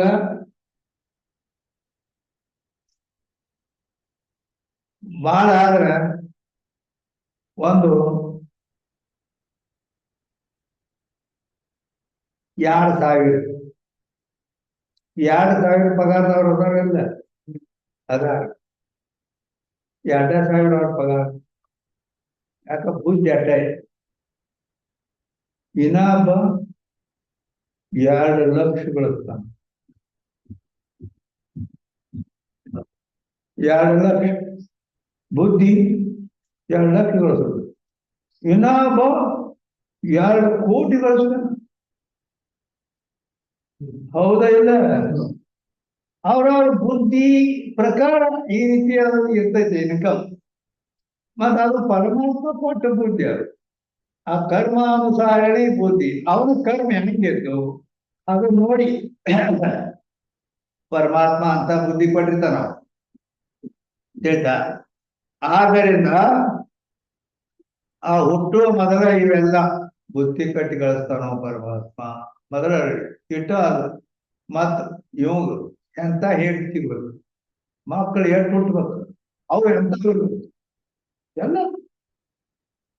ಇವಂಗ ಯಾವ್ಯಾವ ರೋಗ ಬರ್ಬೇಕು. ಒಟ್ಟು ಮೊದಲ ರೆಡಿ.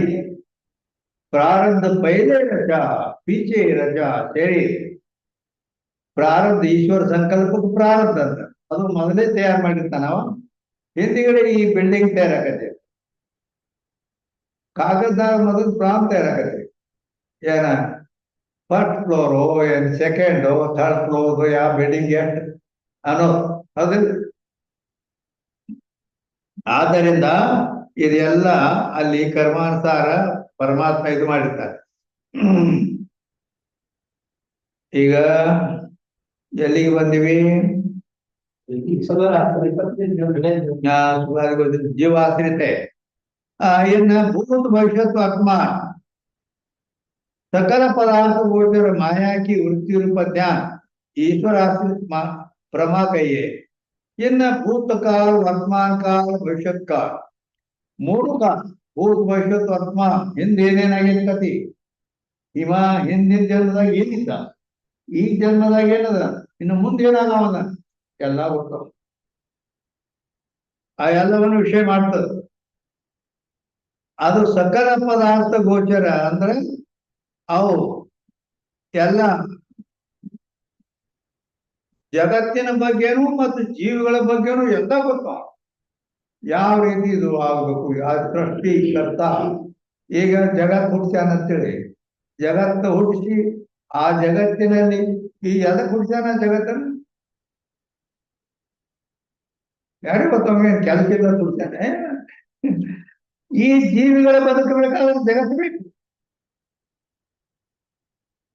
ಜೀವಿಗಳ ಬದುಕಬೇಕಾದ್ರೆ 74 ಲಕ್ಷ ಜೀವಿಗಳೆಲ್ಲ ಹುಳ, ಹುಪ್ಪಳಿ, ಹಕ್ಕಿ, ಪಕ್ಷಿ, ಕಾಗಿ, ಗುಬ್ಬಿ ಹಿಡ್ಕೊಂಡು ಪಶು ಪಕ್ಷಿಗಳು ಎಲ್ಲ ಇವಕ್ಕೆ ಆಹಾರ ಬೇರೆ ಬೇರೆ ಬೇಕು. ಹೌದಿಲ್ಲ? ಮತ್ತೀಗ ಅದು ಆಹಾರ ತಯಾರಿಗೆ ನಿಮ್ಗೆ ಜೋಳ, ಗೋಧಿ ಎಲ್ಲ ಮಳಿ ಮತ್ತ ಆ ರೀತಿ ಬೆಳಿ ಎಲ್ಲ ಬರ್ಬೇಕು.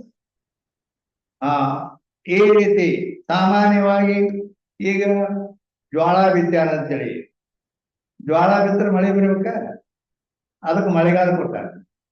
ಮತ್ತ ಆ ಜ್ವಾಳ ಮೊದಲು ತಣ್ಣದಿದ್ದದ್ದು ಬೆಳಿಬೇಕಾದ್ರ ಆ ಥಂಡಿ ಚಳಿಗಾಲ ಕೊಟ್ಟಾರ ತಿಳ್ತಾ ಚಳಿಗಾಲಕ್ಕೆ ಬೆಳಿತಾವ, ಮಳೆಗಾಲಕರ ಮತ್ತೆ ಹೇಳ್ತಾವ ಬೀಜ ಹೋಗಿ ಇದು ಆಕಡೆ ಮಳೆಗಾಲ ಎಂದಿಗಡೆ ಚಳಿಗಾಲ, ಚಳಿಗಾಲ ಬಂತು ಅದು ಬೆಳಿ ದಂಡ ಅದು ಎಲ್ಲ ಕಾಳಾಗಿದೆ, ಕಾಳಾಗಿ ಚಿತ್ನಿ ಕಾಳು ಇರ್ತದಲ್ಲ ಹಂಗ ಕಾಳಾಗಿದೆ. ಆಮೇಲೆ ಏನ್ ಬರ್ತದ ಏಪ್ರಿಲ್ ಮೇ, ಏಪ್ರಿಲ್ ಮೇ ಅಂದ ಕೂಡ ಬಿಸಿಲು ಫುಲ್ ಬಿಸಿಲು ಕೊಡ್ತಾನವ. ಯಾಕೆ ಕೊಡ್ತಾನ? ಆ ಕಾಳೆಲ್ಲ ಒಣಗಬೇಕಲ್ಲ. ಹೌದ ಇಲ್ಲ? ಅವು ಮೊದಲ ಬೀಜದ ಮೊಳಕೆಯಾಗಿ ಬೆಳಿಲಿಕ್ಕೆ ಈ ಮನುಷ್ಯ ಬೇರೆ ಬೇರೆ ಇದು ಮಾಡ್ಯಾನ. ಮಳೆಗಾಲ, ಚಳಿಗಾಲ, ಬೇಸಿಗೆ ಕಾಲ, ಬೇಸಿಗೆ ಕಾಲ ಇದು ಬೆಳೀತಾನೆ ಈ ಮಳೆಗಾಲ ಚಳಿಗಾಲ. ಅದು ಮುಂದ ಕಾಲ ತುಂಬಿ ಇದು ಆತಂದ್ರೆ ಅವೆಲ್ಲ ಹಸಿ ಇರ್ತಾವ, ಸೀಸ್ನಿರ್ತಾವ. ಅವು ಒಣಗಿ ಕಾಳ ಆಗ್ಬೇಕಾದ್ರೆ ಬೇಸಿಗೆ ಕಡಕ್ ಬಿಸಿಲು ಕೊಡ್ತಾನ. ಆವಾಗ ಒಣಗಿ ಜ್ವಾಳ, ಗೋಧಿ, ಕಡ್ಲಿ ಎಲ್ಲ ಅವು ನೀವು ವರ್ಷಾನುಗಟ್ಟಲೆ ಇಡ್ತಿಲ್ಲ ಬಂತು. ಅಂದ್ರೆ ಇದು ಎಲ್ಲ ವ್ಯವಸ್ಥಾ ಯಾರು ಮಾಡ್ಯಾರು? ಈಶ್ವರ್ ಮಾಡ್ಯಾನು. ಅದಕ್ಕ ಸಕಲ ಪದಾರ್ಥ ಗೋಚರ ಅಂತಂದ್ರ ಈ ರೀತಿ ಪ್ರತಿಯೊಂದಕ್ಕೆಲ್ಲ ವ್ಯವಸ್ಥಾ ಮಾಡಿರ್ತಾರ. ನೋಡ ಈಗ ಅದನ್ನ ಈ ಬೆಳೆ ಬೆಳೆದ್ರ ಅದಕ್ಕ ಅದ್ರದ್ದು ದಂಟ ಕಣಿಕಿ ಅವ್ರ ದನಗಳಿಗೆ ಉಪಯೋಗ ಮಾಡ, ಅದ್ರ ಕಾಳ ಮನುಷ್ಯರಿಗೆ ಹೌದಿದೆ. ಪ್ರತಿಯೊಂದು ಅವಾಗೆಲ್ಲ ಗೊತ್ತಂದ್ರ ಈ ರೀತಿ ಪ್ರತಿಯೊಂದೆಲ್ಲ ಇದು ಮಾಡ್ತಾರ. ಸಕಲ ಪದಾರ್ಥ ಗೋಚರ ಮಾಯಾಕಿ ವೃತ್ತಿರೂಪ ಜ್ಞಾನ ಈಶ್ವರ ಆಶ್ರಿತ ಪ್ರಮಾಗಯ. ಈ ಮಾಯಾ ಅನ್ನೋದು ಅವನಿಗೆ ಉಪಾಧಿ ಅದ. ಆ ಮಾಯಾ ಅನ್ನೋದೇ ವೃತ್ತಿ ಅದಿರ್ತದ. ಆ ಈ ಜಗತ್ತು ಜಗವ ಸುತ್ತಿಪ್ಪದು ನಿಮ್ಮ ಮಾಯೆ, ನಿನ್ನ ಮಾಯೆ ನಿಮ್ಮ ಸುತ್ತಿಪ್ಪದು ಅಂದ್ರ ಇಲ್ಲಿ ಜಗತ್ತ ಸುತ್ಕೊಂಡೈತೆ ಅವನ ಮಾಯಾ ಅಂತೇಳಿ ಅವನ ಮಾಯ ವೃತ್ತಿ ಅದ. ಅಂದ್ರೆ ಜಗತ್ತಿನಲ್ಲಿ ಆಗು ಹೋಗುಗಳೆಲ್ಲ ಸಣ್ಣ ಕ್ರಿಮಿ ಕೀಟ ಎರಿದಿ ಎಲ್ಲ ಕೊಡೋದು ಜ್ಞಾನ. ಅದು ಈಶ್ವರ ಆಶ್ರಿತ. ಅದಕ್ಕೆ ಸಕಲ ಪದಾರ್ಥ ಗೋಚರ ಅಂದ್ರ ಇರಿವಿ ಹಿಡಿದು ಮೊದಲು 84 ಲಕ್ಷ ಜೀವರಾಶಿಗಳನ್ನೆಲ್ಲ ಅವ್ರ ವ್ಯವಸ್ಥಾ ಮಾಡ್ಲಿಕ್ಕೆ ಅದು ವಿಷಯ ಕಳಿಸ್ತದ. ಮಾಯಾಕಿ ವೃತ್ತಿ ರೂಪ ಜ್ಞಾನ ಈಶ್ವರ ಆಶ್ರಿತ ಪ್ರಮಾಗಯೇ. ಈಗ ನಮಗ್ ಜ್ಞಾನ ಯಾವ ರೀತಿ ಆಗ್ತದ?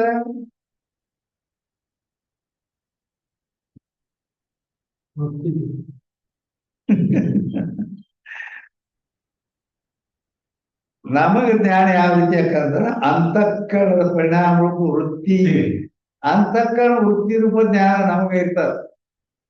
ಹೇಳ್ತಾ ಅಂತಃಕರಣದ ವೃತ್ತಿ, ಅಂತಃಕರಣ, ಅಂತ ಅಂದ್ರೆ ಒಳಗೆದುಕೊಂಡು, ಕರ್ಣ ಅಂದ್ರೆ ಧಾರಣ ಆಗಿದೆ. ಆ ಅಂತಃಕರಣದ ಪರಿಣಾಮ ರೂಪ ವೃತ್ತಿ.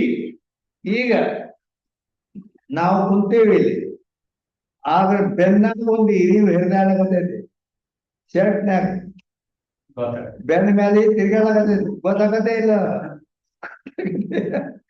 ಯಾಕೆ ಗೊತ್ತಾಯ್ತದು? ಅಂತಃಕರಣ ವೃತ್ತಿ ಎಲ್ಲ ಕಡೆ ನಖಸಿಕ ಪರ್ಯಂತ ಇರ್ತ, ಶರೀರ ತುಂಬಾ ವ್ಯಾಪ್ತಿ ಅಂತ ಇಲ್ಲ.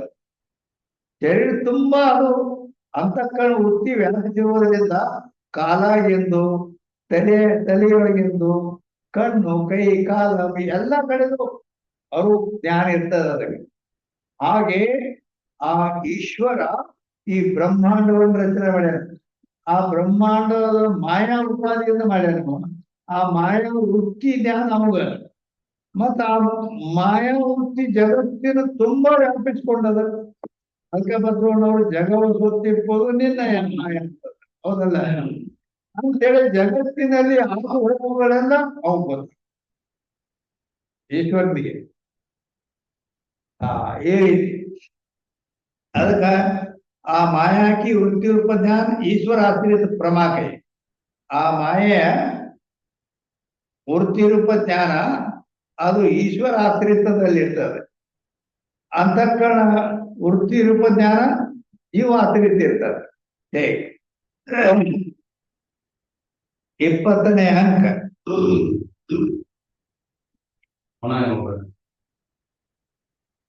फेरी जिनमें प्रत्यक्ष प्रमा और माया की वृत्ति रूप ईश्वर ज्ञान, प्रत्यक्ष प्रमा के अंतर्गत सुखादि गोचर ज्ञान प्रत्यक्ष रूप है. ಇವೆಲ್ಲ ಪ್ರತ್ಯಕ್ಷ ಇರ್ತಾವ.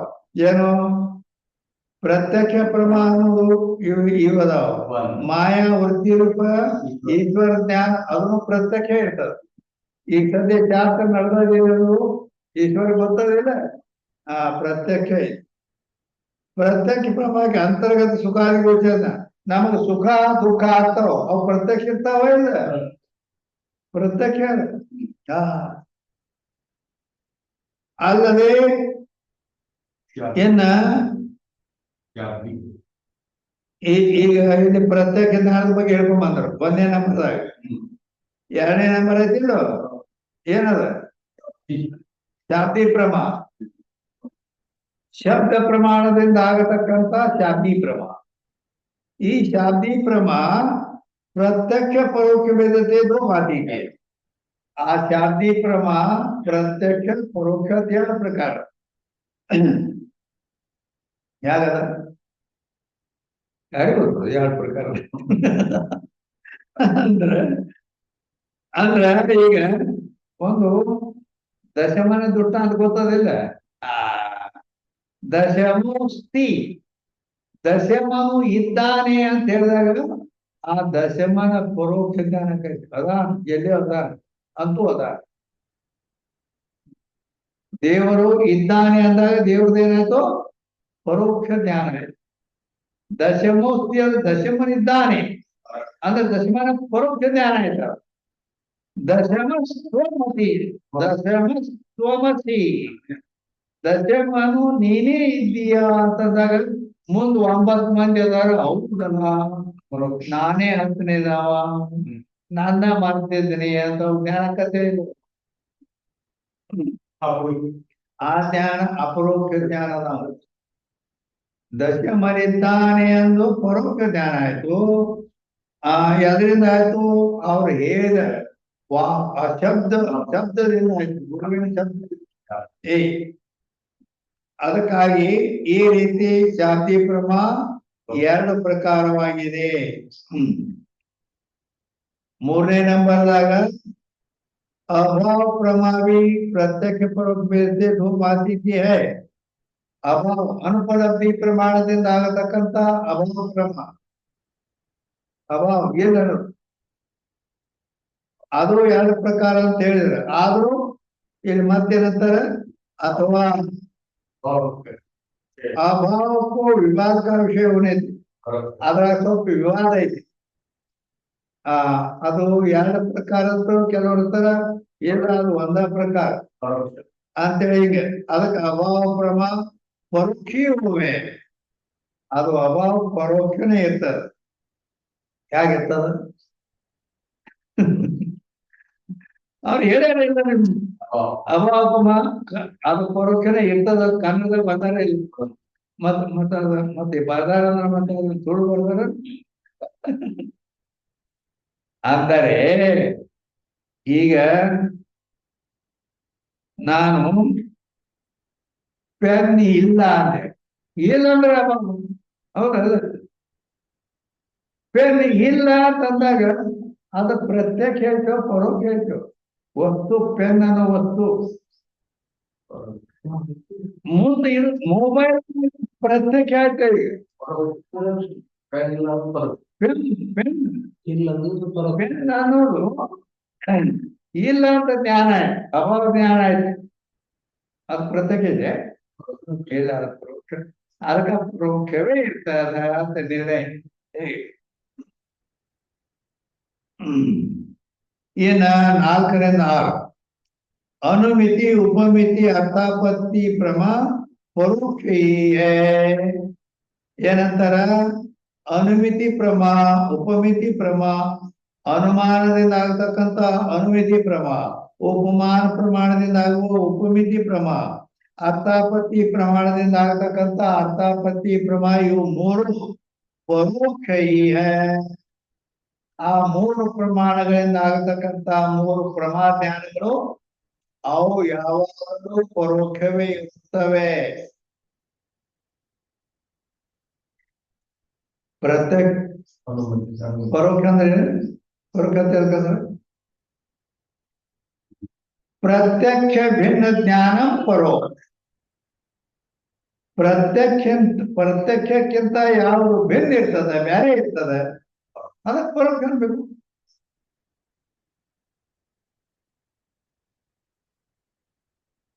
ಪ್ರತ್ಯಕ್ಷದಲ್ಲಿ ವಸ್ತು ಎದುರಿಗೆ ಇರ್ತದೆ, ಪರೋಕ್ಷದಲ್ಲಿ ವಸ್ತು ಎದುರಿಗೆ ಇರುವುದಿಲ್ಲ. ಎಷ್ಟೇ ಭೇದ ಅದು. ಆ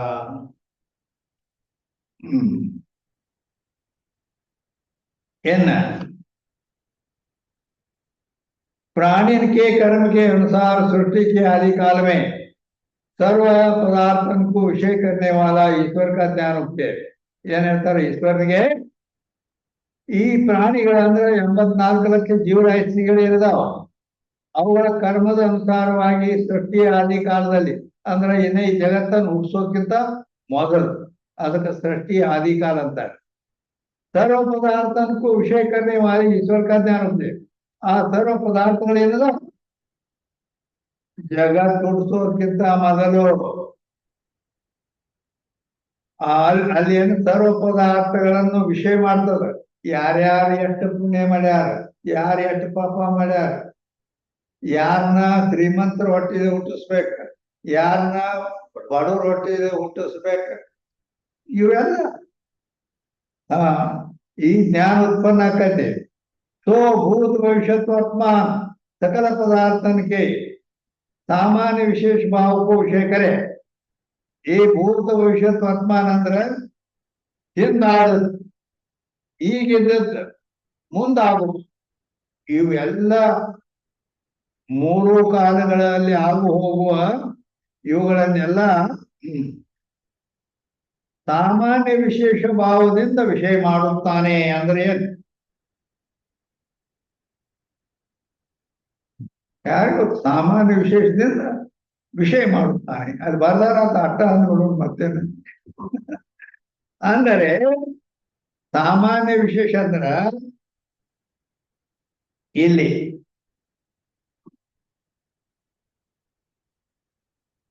ಈ ಶಾಸ್ತ್ರ ಕೇಳಲಿಕ್ಕೆ ಅನೇಕ ಜನರು ಇದ್ದಾರೆ. ಹೌದಿಲ್ಲ? ಅನೇಕ ಜನರು ಈಗ ಕೇಳುತ್ತಿದ್ದಾರೆ ಅಂತ ಹೇಳಿದ್ರು. ಅದು ಸಾಮಾನ್ಯ.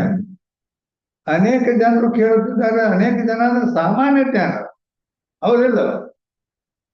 ಆಗ ವಿಶೇಷ ಅಂದ್ರೆ ಯಾರ್ಯಾರು ಕೇಳುತ್ತಿದ್ದಾರೆ? ಚಿದಾನಂದ್ ಮತ್ತೆ ಹಿಂಗೆಲ್ಲ ಗುರುಪ ಬೇರೆ ಬೇರೆ ಬೇರೆ ಬೇರೆ ಅವ್ರ ಹೆಸರು ವಿಶೇಷ ಅದ. ಅದು ವಿಶೇಷ ಜ್ಞಾನ. ಜನರು ಕುಂತಿದ್ದಾರೆ ಅನ್ನೋದು ಸಾಮಾನ್ಯ ಜ್ಞಾನ. ಯಾರ್ಯಾರು ಕುಂತಿದ್ದಾರೆ ಅವ್ರ ಹೆಸರು ಹೇಳಿದ್ರೆ ಅವ್ರ ವಿಶೇಷ.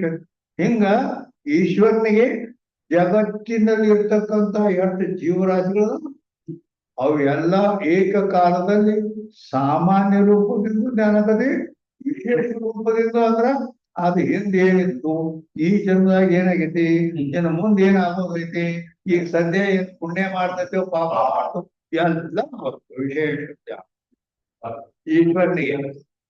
ಅದಕ್ಕೆ ಸಾಮಾನ್ಯ ವಿಶೇಷ ಭಾವವನ್ನು ಆ ಮಾಯಾ ವೃತ್ತಿಯಿಂದ ಈಶ್ವರನಿಗೆ ವಿಷಯ ಕಲಿಸುತ್ತದೆ. ಪ್ರಳಯ ಪರ್ಯಂತ ಸ್ಥಾಯಿ. ಈ ರೀತಿ ಅವನಿಗೆ ಈಶ್ವರನಿಗೆ ಜ್ಞಾನ ಉದಯ ಆದ ಸೃಷ್ಟಿ ಆದಿ ಕಾಲದಲ್ಲಿ ಉತ್ಪನ್ನವಾಗಿ ಪ್ರಳಯ ಆಗೋ ತನಕ ಅದು ಸ್ಥಾಯಿ ಅಂದ್ರ ಇರ್ತೈತೆ. ಅದು ಒಂದು ಸಲ ಹೇಳಿದ್ರು ಹಂಗ ನಡಿಬೇಕ. ಯಾಕೆ ಏಕ ನಿತ್ಯ ಆದ್ರಿಂದ ಈಶ್ವರನ ಜ್ಞಾನ ಒಂದೇ ಅದ, ನಿತ್ಯ. ಅಂದ್ರೆ ಏನ್ ಗೊತ್ತಾಗ್ತಾನೆ ಅಂದ್ರ ಅವ ಒಮ್ಮೆ ಸೃಷ್ಟಿ ಹುಟ್ಟಿಸಿ 4 ತಿಂಗಳ ಮಳೆಗಾಲದಲ್ಲಿ ಅಂತೇಳಿ ಒಮ್ಮೆ ಅಂತಾರ ನಾವು. ಅದ 4 ತಿಂಗಳ ಮಳೆನೇ ಚಾಲು ಹೋಗತ್ತೆ. 4 ತಿಂಗಳ ಚಳಿಗಾಲ ಇರ್ಲಿ ಅಂದ್ರೆ ಥಂಡಿ ಬಿಡ್ತದ. 4 ತಿಂಗಳ ಬೇಸಿಗೆ ಕಾಲ ಇರ್ಲಿ ಅಂತ ಇದೆಲ್ಲ ಈ ಜಗತ್ತಿಗೆ ಗ್ರೀಷ್ಮ ಕಾಲದಲ್ಲಿಯೇ ಮಾವಿನ ಹಣ್ಣು ಬರಬೇಕು ಅಂತ ಆಯಾಯ ಋತುಗಳ ಜ್ಞಾನ ಹಿಂಗೆಲ್ಲ ಒಮ್ಮೆ ಬಿಡ್ತಾನವ. ಅದು ಪ್ರಳಯ ತನಕ ಹಿಂಗ ಪರಂಪರಾ ನಡೆದು ಬಿಡ್ತೈತಿ. ಹೇಗೆ ಅದಕ್ಕೆ ಏಕ ಮತ್ತೆ ನಿತ್ಯ ಅಂತ ಹೇಳ್ತಾರೆ. ತಾಕ ಉಪಾದಾನ ಕಾರಣ ಮಾಯ. ಆ ಆ ಅದೆಲ್ಲ ಈಶ್ವರ ಜ್ಞಾನಕ್ಕೆ ಉಪಾದಾನ ಕಾರಣ ಇದೆ ಮಾಯ. ಮಾಯ. ಉಪಾದಾನ ಕಾರಣ ಅಂದ್ರೆ ಅದರ ಲಕ್ಷಣ ಏನು? ಯಾಕೆ ಸ್ವರೂಪ ಮೇ ಕಾರ್ಯಕಾಲಕ್ಕೆ ಹೋಗಿಸುವ ಉಪಾದಾನ ಕಾರಣ. ಯಾವುದರ ಸ್ವರೂಪದಲ್ಲಿ ಆ ಕಾರ್ಯದ ಸ್ಥಿತಿ ಇರುವುದೋ, ಯಾವುದರ ಸ್ವರೂಪದಲ್ಲಿ ಕಾರ್ಯದ ಸ್ಥಿತಿ ಇರುವುದೋ ಅದಕ್ಕೆ ಉಪಾದಾನ. ಜಾತಿ ಸ್ವರೂಪ ಮೇ ಕಾರ್ಯಕ ಸ್ಥಿತಿ ಹೋವೆ ಅಂದ್ರ ಯಾವುದರ ಸ್ವರೂಪದಲ್ಲಿ ಕಾರ್ಯದ ಸ್ಥಿತಿ ಇರುವುದೋ ಅದಕ್ಕೆ ಉಪಾದಾನ ಅನ್ನಬೇಕು. ಕನ್ನಡದಾಗ ಹೇಳಿ, ಯಾವುದರ ಸ್ವರೂಪದಲ್ಲಿ ಕಾರ್ಯದ ಸ್ಥಿತಿ ಇರುವುದೋ ಅದಕ್ಕೆ ಉಪಾದಾನ ಅನ್ಬೇಕು. ತಿಳಿತಾ? ತಿಳಿದ್ರೆ ಹೇಳಪ್ಪ ನೋಡು. ಆ ಯಾವುದರ ಸ್ವರೂಪದಲ್ಲಿ ಕಾರ್ಯದ ಸ್ಥಿತಿ ಇರ್ಬೇಕಂದ್ರ ಇದು ಬಟ್ಟೆ. ಈ ಬಟ್ಟೆ ಇದು ಉತ್ಪನ್ನ ಆಗಿರಲಿಲ್ಲ. ಕಾರ್ಯ ಅಂದ್ರೆ ಅಂತಂದ್ರೆ ಉತ್ಪನ್ನ ಹೊರಡಿಸುವ ಕಾರ್ಯಕ್ಕೆ ಉತ್ಪನ್ನವಾದದ್ದಕ್ಕೆ ಕಾರ್ಯ ಬೇಕು. ಈ ಬಟ್ಟೆ ಉತ್ಪತ್ತಿ ಆಗೈತೆ ಇಲ್ಲ ಹಾಗೆ ಈ ಉಪಾದಾನ ಕಾರಣದ ಬಗ್ಗೆ ನಡೆದದ. ಈಗ ಉಪಾದಾನ ಅಂತ ಎದಕ್ಕೆ ಅನ್ಬೇಕಂದ್ರ ಯಾವುದರ ಸ್ವರೂಪದಲ್ಲಿ ಕಾರ್ಯದ ಸ್ಥಿತಿ ಇರುವುದು. ಸ್ಥಿತಿ ಅಂದ್ರೆ ಇರುವಿಕೆ. ಅದಕ್ಕೆ ಉಪಾದಾನ. ಈ ಬಟ್ಟೆ ಇರಬೇಕಾದ್ರ ಇದರ ಇರುವಿಕೆ ಎಲ್ಲಿದೆ? ಈ ಬಟ್ಟೆ ಎಲ್ಲಿದೆ? ನಾನು ಕೈಯಾಗ ನೂಲಿನೊಳಗ ನೂಲಿನ ಅಂಡರ್ ಐತಿ. ಹೇಳ್ತಾ ನೂಲನ್ನು ಬಿಟ್ರ ಬಟ್ಟೆನ ಇರ್ಲಾಕ್ ಬರುದಿಲ್ಲ. ಆದ್ದರಿಂದ ಯಾವುದರ ಸ್ವರೂಪದಲ್ಲಿ ಕಾರ್ಯಸ್ಥಿತಿ ಕಾರ್ಯ ಅಂದ್ರೆ ಈ ಬಟ್ಟೆ ಯಾವುದರಲ್ಲಿ ಐತಿಯಪ್ಪ ಅಂದ್ರ ನೂಲಿನ ಆಧಾರದಲ್ಲಿ ಐತಿ. ಆ ನೂಲಿಗೆ ಉಪಾದಾನ ಕಾರಣ ಬೇಕು. ಬಟ್ಟೆಗೆ ಉಪಾದಾನ ಕಾರಣ ಏನು? ಮಣ್ಣು ಬಿಟ್ಟು ಮಡಿಕೆ ಇಲ್ಲ, ಮತ್ತು ತಾನ ಬಿಟ್ಟು ಹಾಗೆ ಉಪಾದಾನ ಕಾರಣ ಮಣ್ಣದ. ಆಭರಣಗಳಿಗೆ ಚಿನ್ನ. ಏನ ಅದಕ್ಕ ತಾಕ ಉಪಾದಾನ ಕಾರಣ ಮಾಯವೇ. ಏನು ಈ ಜಗತ್ತಿಗೆ ಎಲ್ಲ ಪದಾರ್ಥಗಳಿಗೆ, ಜಗತ್ತಿನ ಎಲ್ಲ ಪದಾರ್ಥಗಳಿಗೆ ಉಪಾದಾನ ಕಾರಣ ಮಾಯಾ ಇದೆ. ಮಾಯಾ ಅಂತ ಹೇಳ್ಕಂತಾರ. ಹಾಗಾದ್ರ ಮಾಯಾ ಅಂತ ಹೇಳ್ಕಂತಾರೆ. ಮಾಯ ಲಕ್ಷಣ ಏನಂತ ಕೇಳಿದ್ರೆ ಮಾ ಯಾ ಹೇಳೋದು. ಮಾ ಯಾ. ಮಾ ಅಂದ್ರೇನು? ಯಾ ಅಂದ್ರೇನು? ಮಾ ನಿಷೇಧ ಅಧಿಷ್ಠಾನ ಸಾಕ್ಷಾತ್ಕಾರೇ ಸತಿ. ಸಂಸ್ಕೃತ ಐತೆ.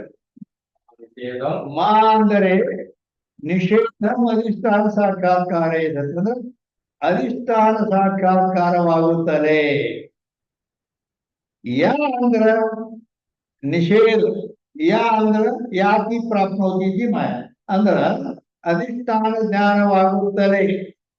ಯಾವುದು ನಿಷೇಧಿಸಲ್ಪಡುತ್ತದೆಯೋ ಅದಕ್ಕೆ ಮಾಯ. ಮಾ ನಿಷೇಧ ಅಧಿಷ್ಠಾನ. ಮಾ ಅಂದರೆ